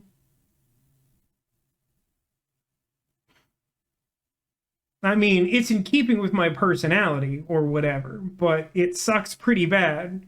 Because it'd be one thing if it was just like, boy, it'd be nice to have the money. But like, I have a drive that I actively, it's like high on my to-do list of like things to accomplish is that drive. But I can't make any progress because I bought the maximum amount of scrap like possible to like advance that, and I still need more. So I like kind of need scrap, but like it's also like if I was getting scrap on a more regular basis, then like I could complete the drive and get the upgrade that lets me like fix myself with scrap or whatever. Do we manage to help our husband? No, but we opened up the area where we can help our husband. And I'm debating, like, I could spend like most of a day's worth of dice or maybe a whole day's worth of dice to just guarantee that we get access to the place where we get mushrooms from. And then I assume we can like spend actions to like harvest mushrooms at like probably relatively low risk. I'm not like, I generally am, I feel bad for the concept of refugees. We get like kind of a rough first impression of the people who want to help the refugees, and also I got kind of a lot going on, and like I have like a husband and a child, and they're not the same scenario, but like I basically have a family I'm trying to take care of.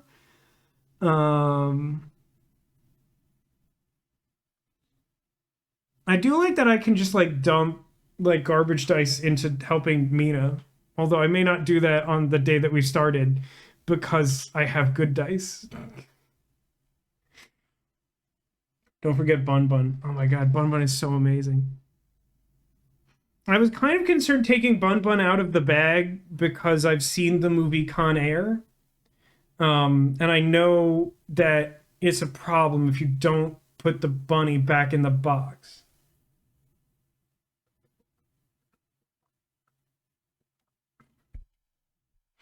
I do like this game. I definitely like the writing is good. The atmosphere of it is good. It's very text heavy, which is something I had concerns about streaming Disco Elysium originally.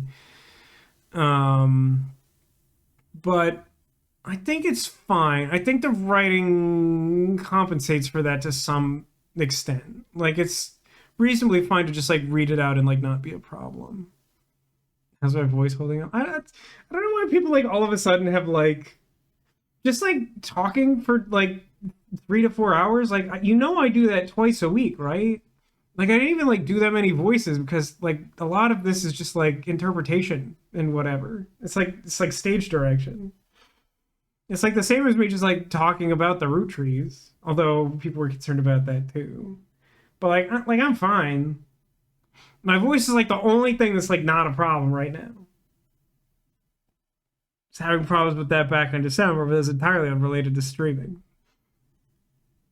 Um, yeah, no, this is good. I've been enjoying this. It's I don't know. Like I think this is supposed to be a relatively short game. I feel like we're not remotely close to being done with it though. Part of that is probably me taking a little extra time on the early days. But like I will say it gives like kind of like a misleading concept, at least as far as I'm concerned. Um that like without like a constant supply of the pharmaceutical stuff, you'll just like immediately die. But like no, it's just like you need it every now and then, you don't have it right away. Which like does suck. It makes some of the early days bad if you're unlucky like I was. But like it gave me the impression that like it would probably be like an extremely short game with few days and that you were just going to die. Like it just really seemed early on like you should expect to die in like 4 days. Good luck.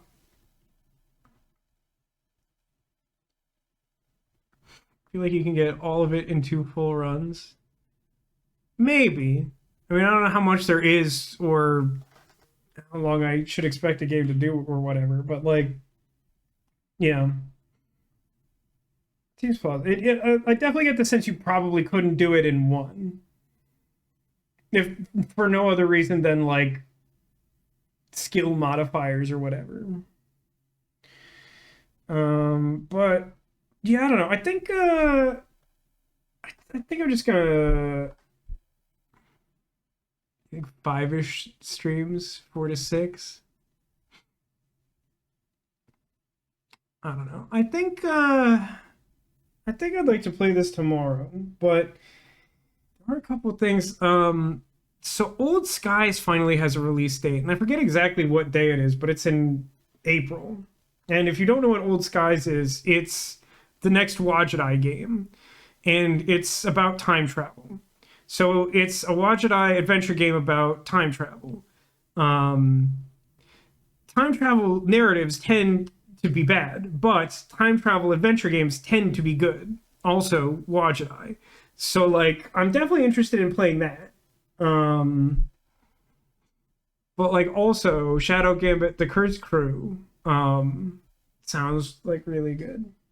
I don't know. Is that something people would want to see on stream? Uh um I don't really want to do the solution to this. Let me right, obviously still doesn't have any sound. This in rest mode. Your birthday is also in April. And luckily you have an Espeon to help celebrate with. I should not have done that. That was like an extremely bad thing to do. Why would I do that? Okay. Yeah, now that's screwed forever. This was a bad idea. I tried to reactivate my second monitor. Oh, my computer's having an absolute fit.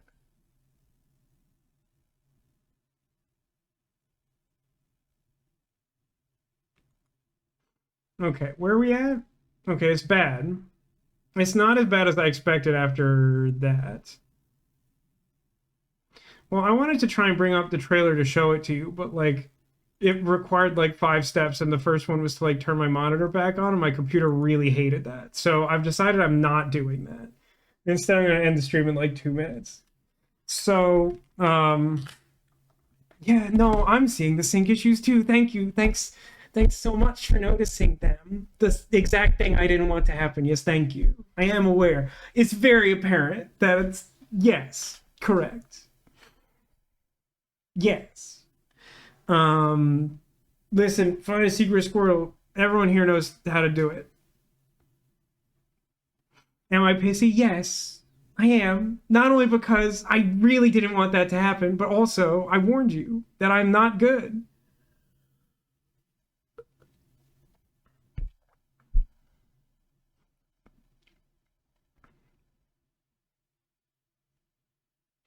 Okay, I think I got all the guesses I'm probably going to get. Now, Pikachu and Espeon. There are a lot of Pokemon. As you can see, you can't see one of our bunny friends down there. There's just a little bit too much Flareon. So here's our Polka Doll Espeon. She has a big head and a tiny body. She's very good. She did not have a Squirtle with her, though. It was a Sandshrew.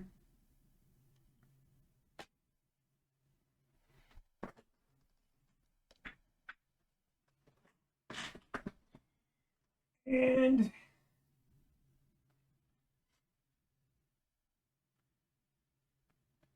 I mean, Demolition gets Pikachu. There are technically two Pikachus. I assume he's referring to the large Pikachu.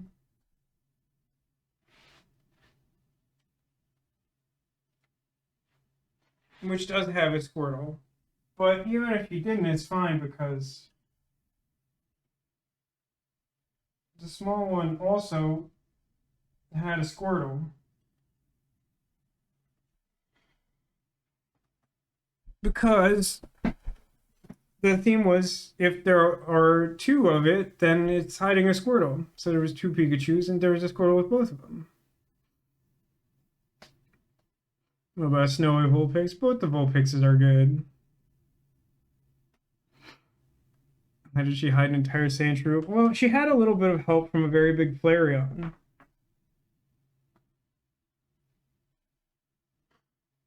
They're all so I've just been seeing the image of the Polka Doll Eevee a lot. It's been advertised to me a lot. It's so good.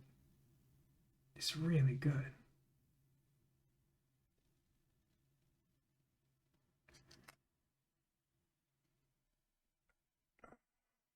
No, Umbreon, don't fall over. Sit here instead. Your little tail. Your little guy tail. Your big head. Alright, thanks everyone for watching. I'm really annoyed with everything. Thanks for being here. Thanks for being you. And I hope to see you again soon. We'll do this again tomorrow. Have a good night. Bye. Oh, also, remember that you are Claus.